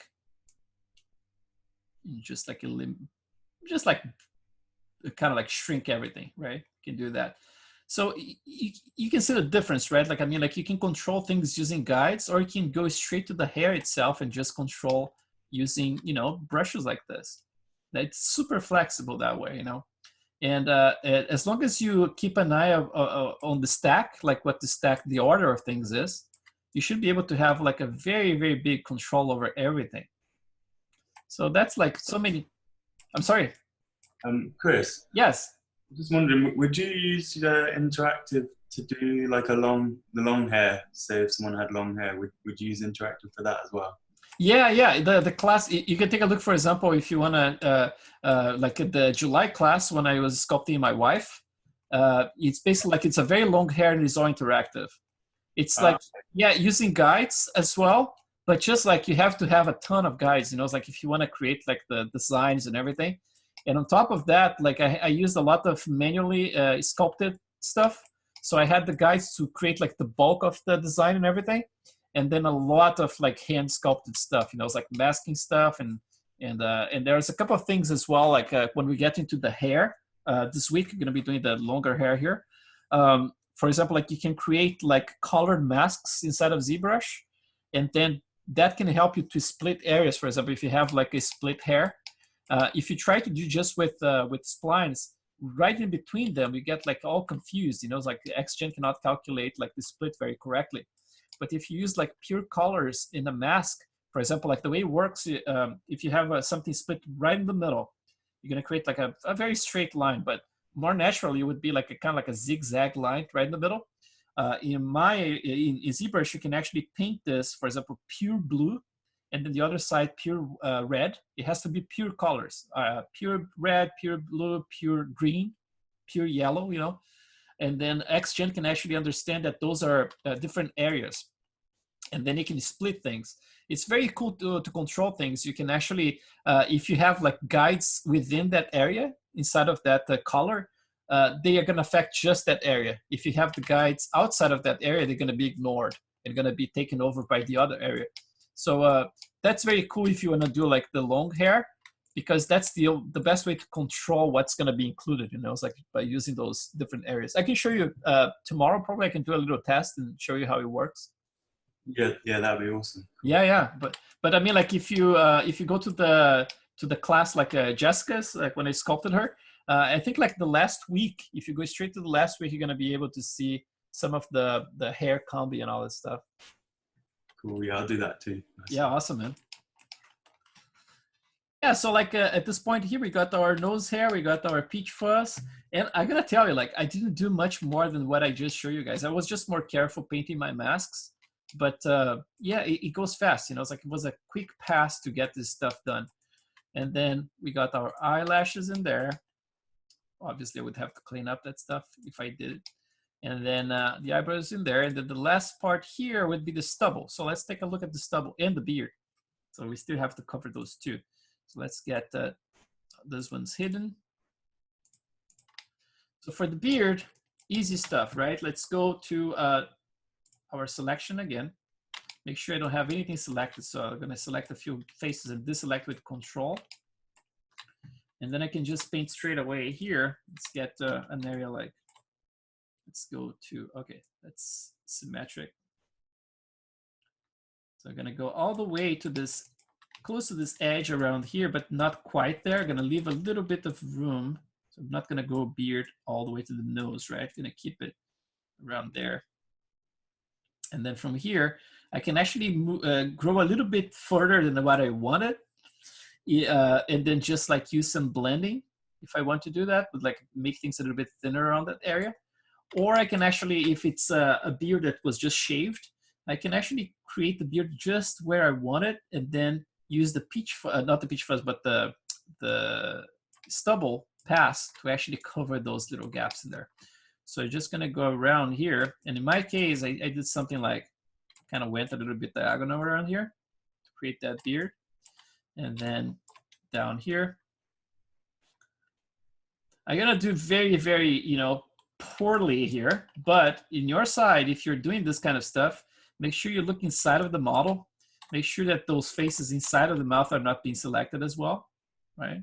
Because that would be bad, because sometimes if you have longer stuff, it ends up like, you know, invading and penetrating from the inside out, and then it creates a mess in there. So make sure you have the right faces selected before you do any work in the description. So I'm gonna start like that for the beard. Again, on your side, do a better job than what I'm doing here.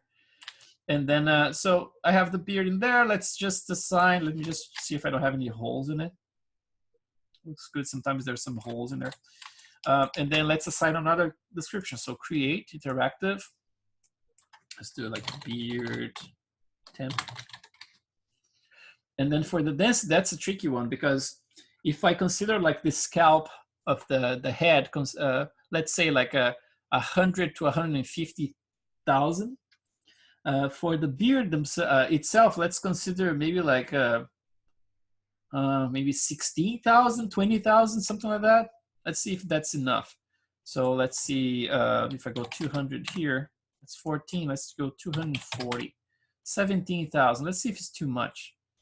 And then length doesn't matter, scale doesn't matter for now. The count, if it's like very, very curly hair, you have to crank this very high. If you want like precision in the way that it curls, you can go as high as 200, to tell you the truth. You know, 64 is not gonna do it, because if it's like too many curls, at some point it's gonna become always squared. So I'm gonna do like a 200 one for CV count. So let's apply here. Let's see if it's too much or too little. It's not too bad for that density, right? We got around 17,000, something like that. It's not too bad, actually. Kind of worked okay.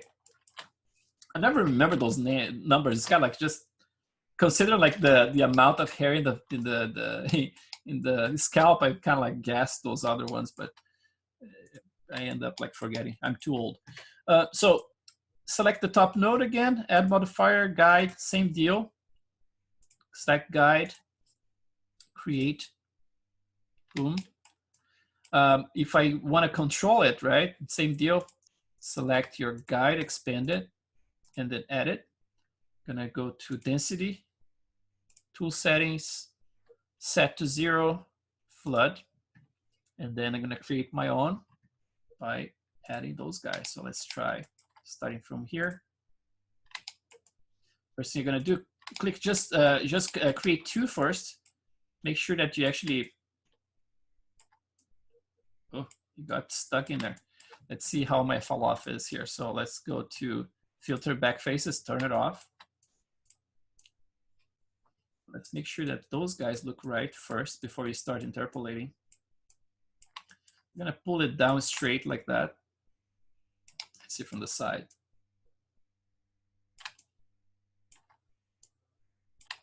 Something like that. And then, so now let's create a couple of more. So let's see, interpolation is on, okay. So you should follow that same kind of direction. Down there, from here, there, some around here, and maybe around here, here. Now for the borders here, close to the edges of the lips, I like adding a couple. Let's see if I can add some right around here. And the reason is sometimes I like making them a little bit shorter. Okay, so let's do the same deal. Just brush it out, and then from the top you can get some of that angle. It didn't work with my symmetry in there, but I can just turn off symmetry now and just add some more in here. Come on, come on. It's hard for me to see where it starts in there. Again, because my mask wasn't like the best painted mask ever, right? So now you can do that whole thing, right? Like you can start by freezing things and then selectively painting some areas. So I can freeze, for example, those ones in the middle, keep those ones around the edges in here. Just brush them out. So let's go something like that. In his case, I had to actually bring them out quite a bit because those are very long in there. And then you can actually just like selectively just make everything look nicer. See, like those ones here are probably gonna need a few more in there. And then I can actually mask or freeze those guys. And then I can just control those little guys. You can add a little bit of a curvature like that if you want to. Go a little bit more inwards. And then now we have a basic beard in there, right? Now you can do a lot of stuff with it. I mean, like you have the control to, you know, like grow some of them, like make things longer in certain areas, shorten certain areas. If I get like those ones, for example, right around the edge that I was mentioning before, I can just like make them a little bit shorter. But obviously I would have to have a second row in here, right? So it doesn't interpolate from super, it doesn't create like a perfect gradient in there. It's just to control the very edges in there, kind of like a little trim. And then just by having something super simple like this that we did in a minute, right? Or 2 minutes, just like hide that stuff and then just add a modifier to the top node. Let's go to our noise, which is our favorite one here. Just with the noise modifier, things start looking more interesting already. The frequency, sometimes if it's too high, you can actually bring it down and then increase the magnitude. Right, you can play with it. Like I said, I mean, like depending on the resolution, if it's something that's super crunchy like that, very curly hair, right? In my case, I have much less density than that. But sometimes if you have less resolution for the hairs, what's going to happen here, I'm just crunching here just for you guys to see visually what's going to happen. It's only possible to have like this perfect curvature because I have 200 steps for each one of the hairs, right? If you want to change that, for example, you can always go to the underscore base and you can say CV count. Let's say if I want to rebuild everything with 16 just to show you how crappy it looks, I can click rebuild. And now at 16 steps for each one of the hairs, you start having those square lines in there, right? So depending on the length, for example, but this length here, probably like 32 or 64 should handle it. Kind of fine, right? Still has a few steps if you look closely. but from a distance should be okay. But if you start getting things longer and longer, you're gonna need more and more steps, right? To be able to actually accommodate all those curves within that, that length. So let's go and let's try to add some length to it to see how things work. So let's go to the guide. Just gonna click this one. I'm gonna keep just the guides visible. And let's add a lot of length in here. So let's get this guy. So if I have something long like this, I'm gonna make very long around here.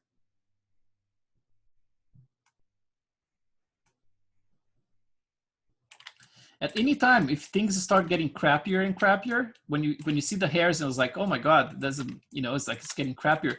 Always rebuild your hair. You know, it's like that little attribute I show you guys. This, I keep doing this all the time. So beard base, just click rebuild. You know, it's like set the CV and rebuild. You can rebuild as many times as you need, and it normally fixes a lot of problems with the hair when you rebuild like that. So let's see if I have this one on now. Now the hair is, the beard is much longer. Gonna add the noise, and you can see now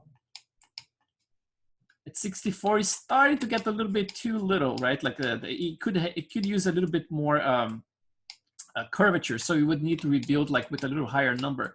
The case of my guy, I had to go to 200 to be able to do it because it was long and it was fairly spread out as well. When it comes to the density in here, I can click the beard temp again, like the top node.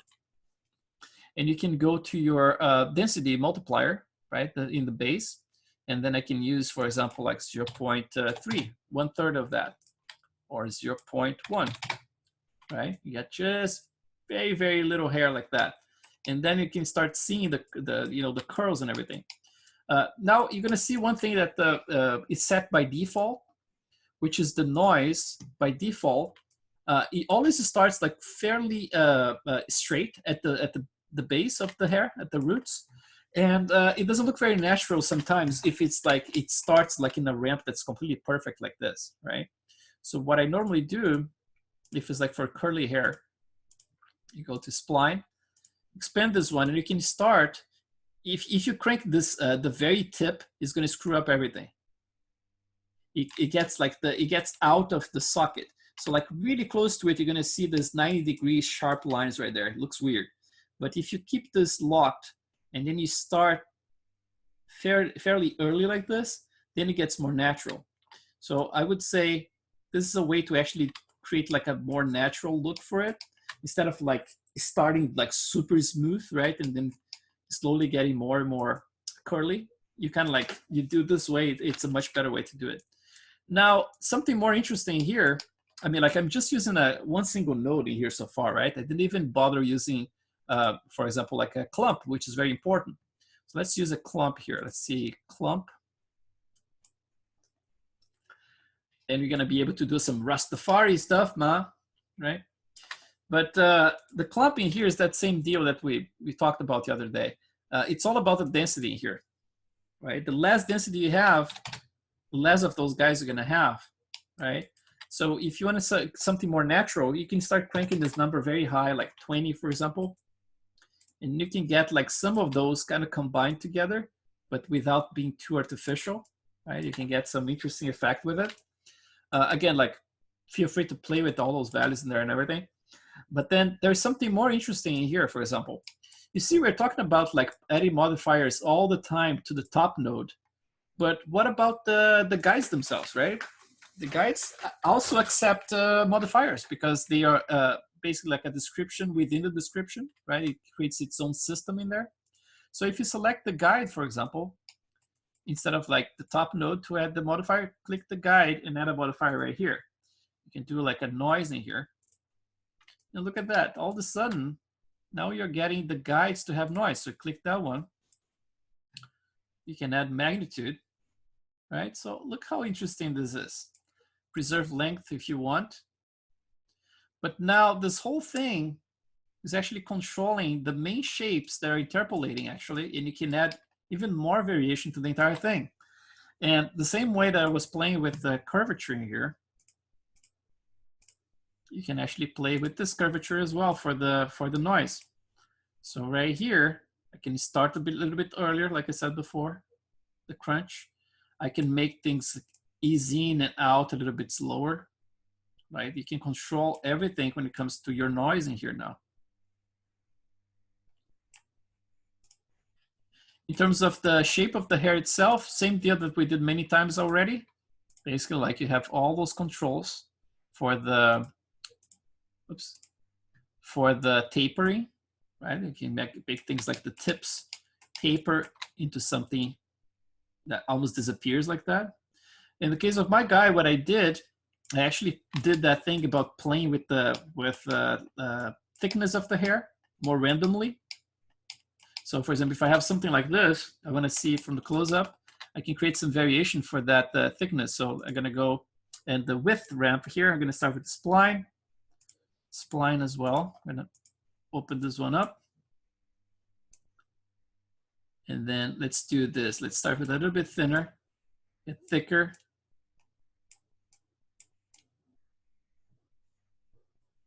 Set a bunch of nodes in there. And then you can basically go to town with it. And then the tips, instead of going super thin with the tips, I can add just a little bit like that, but without going like full on disappear so thin, right? Kind of like keep a little bit thicker in there. If the overall look now looks too thin, now you can go to the top node, to the width scale here. You can crank a little bit. Let's try 14.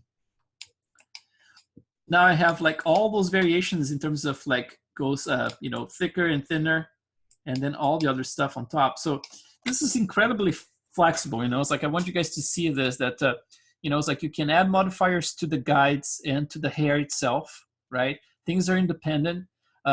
Anything that's in the stack, it's basically overriding what's below it. So if you want to override anything that the guides are doing, you can add, for example, a modifier for the top node in here, and then this is gonna take precedent over those. So the noise, all this stuff is all like basically like independent, right? You can actually turn on and off. You can turn off the guides themselves to see what happens, right? So that way you can create a lot of cool stuff, you know. In terms of styling, then yes, I mean, like if you have very specific curls and things like that, you're gonna have to design those curves and create like a sculpt modifier, for example.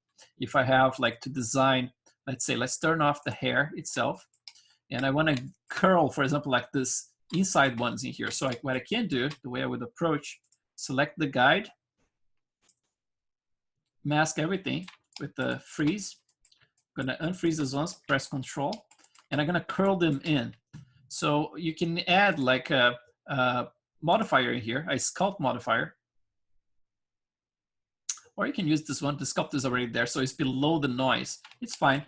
So let's go here and just curl this.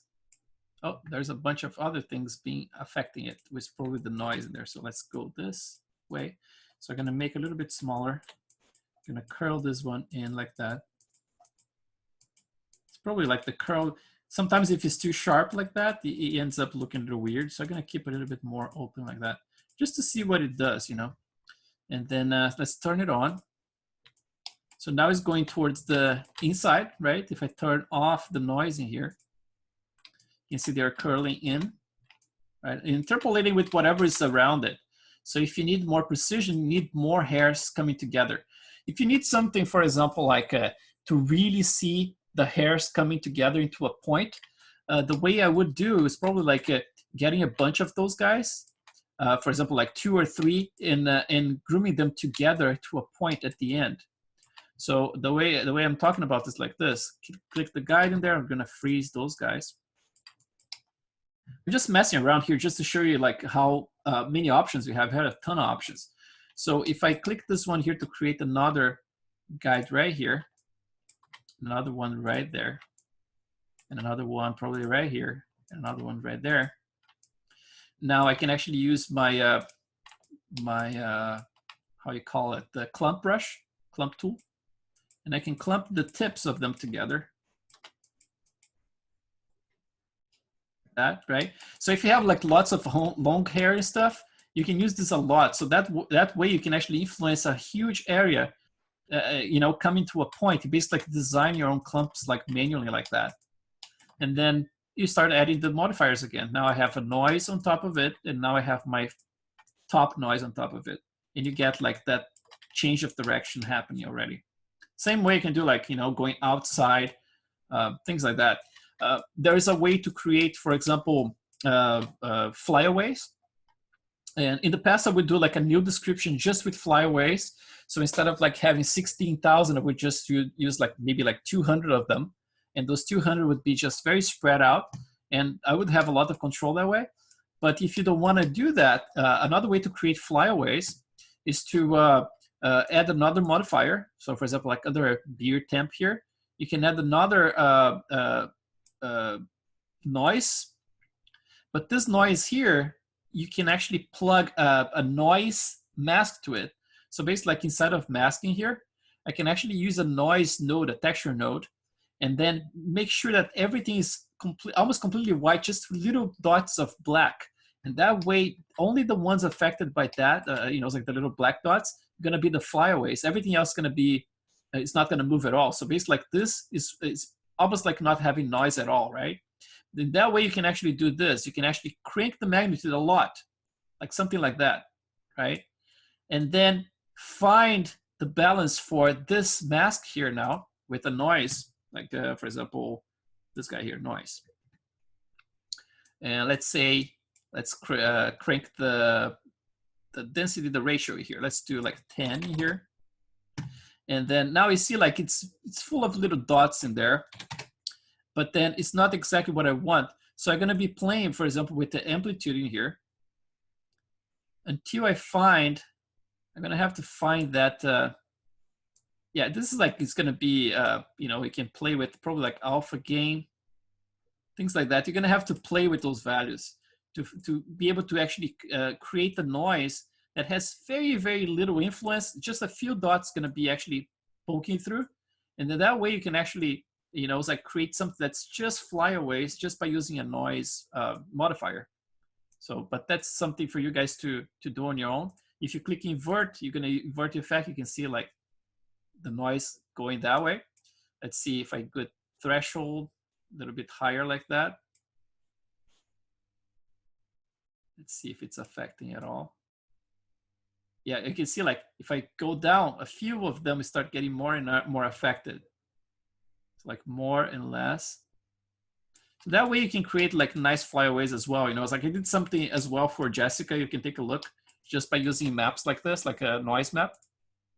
But yeah, let's see what's left in here. I think we did the beard, nose, peach fuzz, oh, the stubble, the last one.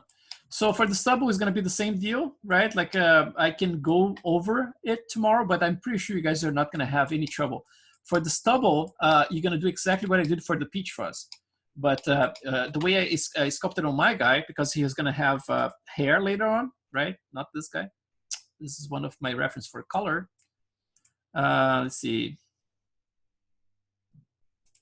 So here, for example, right? The stubble, it's a little bit too sharp in here, this area, because my mask was pretty sharp. But here is already working better on the sides. Let me show you if I have like a little bit more close up like this, right? So basically the stubble, it was just like a thicker version of the peach fuzz. So I'm cranking. And then I left some of the stubble in here. I thought I eliminated from this area because I don't want any stubble here, but I definitely want some in here. And then because I selected everything with faces, it got like kind of like a sharp line in here. Everything was pretty much in line.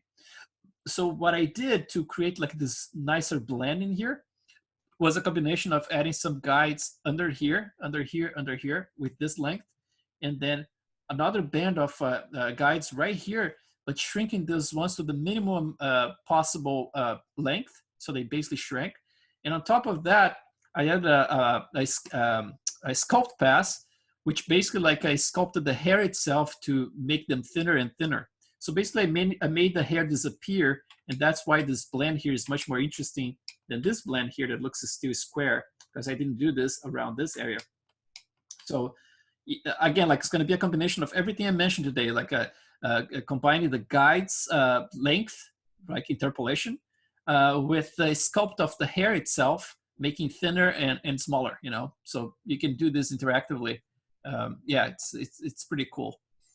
So yeah, I think that's what I had for you guys today. I mean, like I covered most of the stuff, and then tomorrow, my plan is to actually, explore a little bit more of the hair split that I mentioned today, right? Just because we're going to be sculpting the hair between tomorrow and Thursday. It's going to be mostly hair and all the other stuff. It's like I want to go over some more of the post processing stuff, like talk about posing, because we make those portraits, but don't talk too much about posing.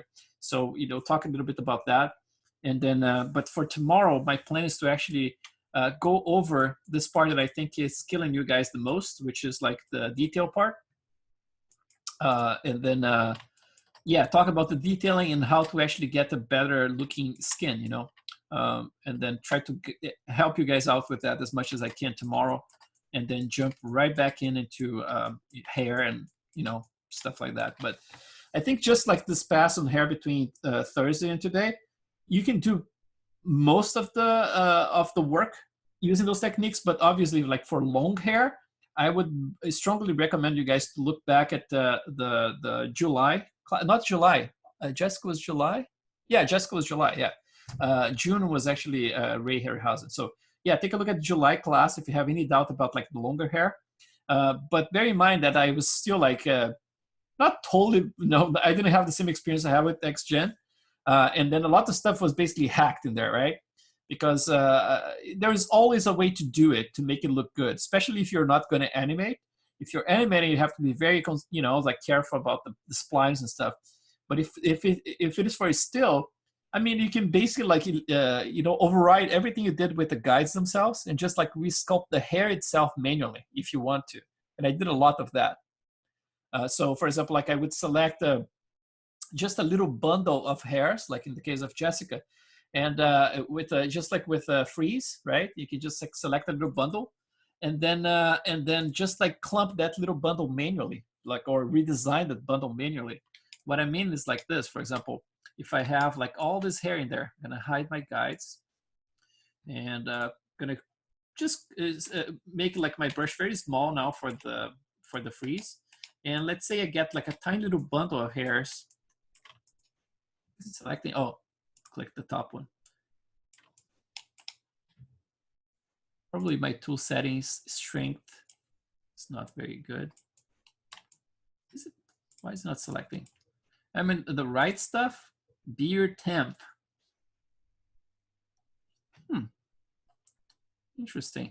Oh, it's because my guide is editing in there. That's interesting. I thought. Yeah, let's see, sculpt. Let's try this one instead. Actually, it would be better if I added another sculpt layer here. So let me just show you this. So add modifier sculpt. Just make sure I have this one added. And then, okay, now I can select a little bundle like that. It's gonna be a little hard to see, but I'm gonna deselect the ones in the back. And then let's say you want to design just those guys. You can do this. You can get like your comb brush. Since my sculpt is above the noise, I'm gonna put below the noise because I want the noise to take over and it create a more natural effect. And then this way I can actually see what I'm doing here. I can even turn off the other noises in here, right? So I have that bundle, like the blue stuff. And by default, if you try to comb this, it's gonna comb everything. You're gonna keep frozen just the blue stuff, right? But I wanna do the opposite. So you can go to your tool settings and you can say invert frozen effect. And now just the blue one's gonna be affected. So it's just the area within the frozen stuff. That way you can actually design things manually. And I did a lot of this for Jessica, just like manually, creating the curvature I wanted, bundling them together, stuff like that, right? And then deselecting it and moving to the next one, selecting another bundle like that. For example, like if I want just the guys in the front right there, doing the same thing. So in a way or another, you can definitely get the result at the end. It's very, very flexible, right? But it's all a matter of like, okay, I would leave something like this for less resource because of, it's like if you cannot get this type of effect just by using curves, then you can definitely do this kind of stuff, it's like, and you're not stuck, especially like for, like I said, like for a still image, that's you can get away with murder, And then if you go back and put your noises back, now you have those little bundles popping in there, you know. It's kind of like, you can add all kinds of different effects. It's really cool. And the last thing I forgot to mention was that if you're combing anything with the comb brush, there's an option here that says collide with meshes. And the collide with meshes is interesting because it prevents intersections. So if the hair is trying to intersect with the face, in theory, you can turn on this one and you can bring the distance of the collision very, very low. But no matter how I tried, if I keep this on the minimum possible, I think 0.01 like that, I still get a little bit of a 90-degree angle right at the root. It never looks perfect. That's why I rarely use it. And I try to do everything visually, you know. It's like, so it basically obeys everything I'm doing. If I'm forcing it down, it's gonna come down, instead of like trying to snap and preventing the intersection, you know. So it's an option you guys have there just to know. And make sure that after you use, you turn back on or back off the inverts frozen effect. Otherwise, you're going to get confused because your brush is not going to be affecting the hair anymore, and that's because you have this probably like checked here. So anyway, that's it for today, guys. I can't believe we are in the last week, and it goes really fast, right? But it's a ton of information, and this is the kind of class that I think like it keeps on giving, you know. It's like you have to keep rewatching the videos to get everything, because I try to basically, like, you know, it's like feed you guys with the maximum amount of information I can think of, and ends up being a little bit overwhelming if you're not used to all this stuff. But then if you go slowly, you know, it's like step by step, you're gonna be able to do all those things, you know. I tell people, like, when you look at an image, it can be any image, right? You look something like this, and then people, like, the first impression is like, man, this is really complex, right? But it's complex in the context of the entire thing together. But if you break down everything in tiny little pieces, it's very achievable, right? Like, I mean, like, if you break the skin down to a pore, like we did, right? You start with a pore, you create an array of pores, then you create variations, you add some more of the depth to some of them, you start adding bumps, you start carving some of the wrinkles, you blend the wrinkles into the pores. You make sure that those where the wrinkles are blending to, they are shallower than the other ones, right? All those things, they're like steps. It's like a step after the other step after the other step. And at the end, you're going to get the complex result because it's just an accumulation of a ton of steps, right? And it's all an option about like how many steps you want to take. If you want to make your work really complex, you're going to take a lot of steps. Don't expect to have like a brush to do all the work for you. You're going to have to use multiple brushes in multiple passes, and you're going to get a nice result at the end.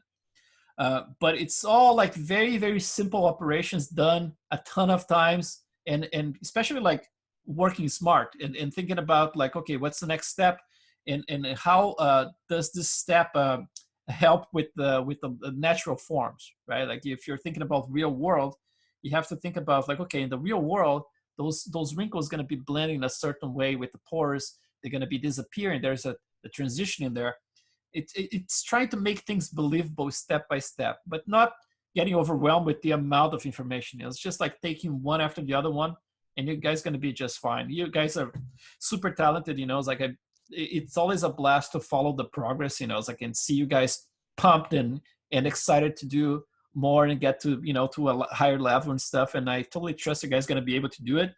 I'm not going to say like this week, because I mean, we are all struggling. I'm not struggling that much because I put a ton of effort this weekend and I actually caught up pretty much. But you guys are still going to have to go, you know, it's like a couple of weeks, you know. Some of my students, like months after the classes, they're still doing the work and showing very cool progress and everything, you know. But yeah, awesome, guys. It's just a pleasure to be able to share anything with you, and always a pleasure to see the results after. So thank you so much, and I see you guys tomorrow. Thank you. Thank you. Have a good night. You too, guys. Bye. Bye.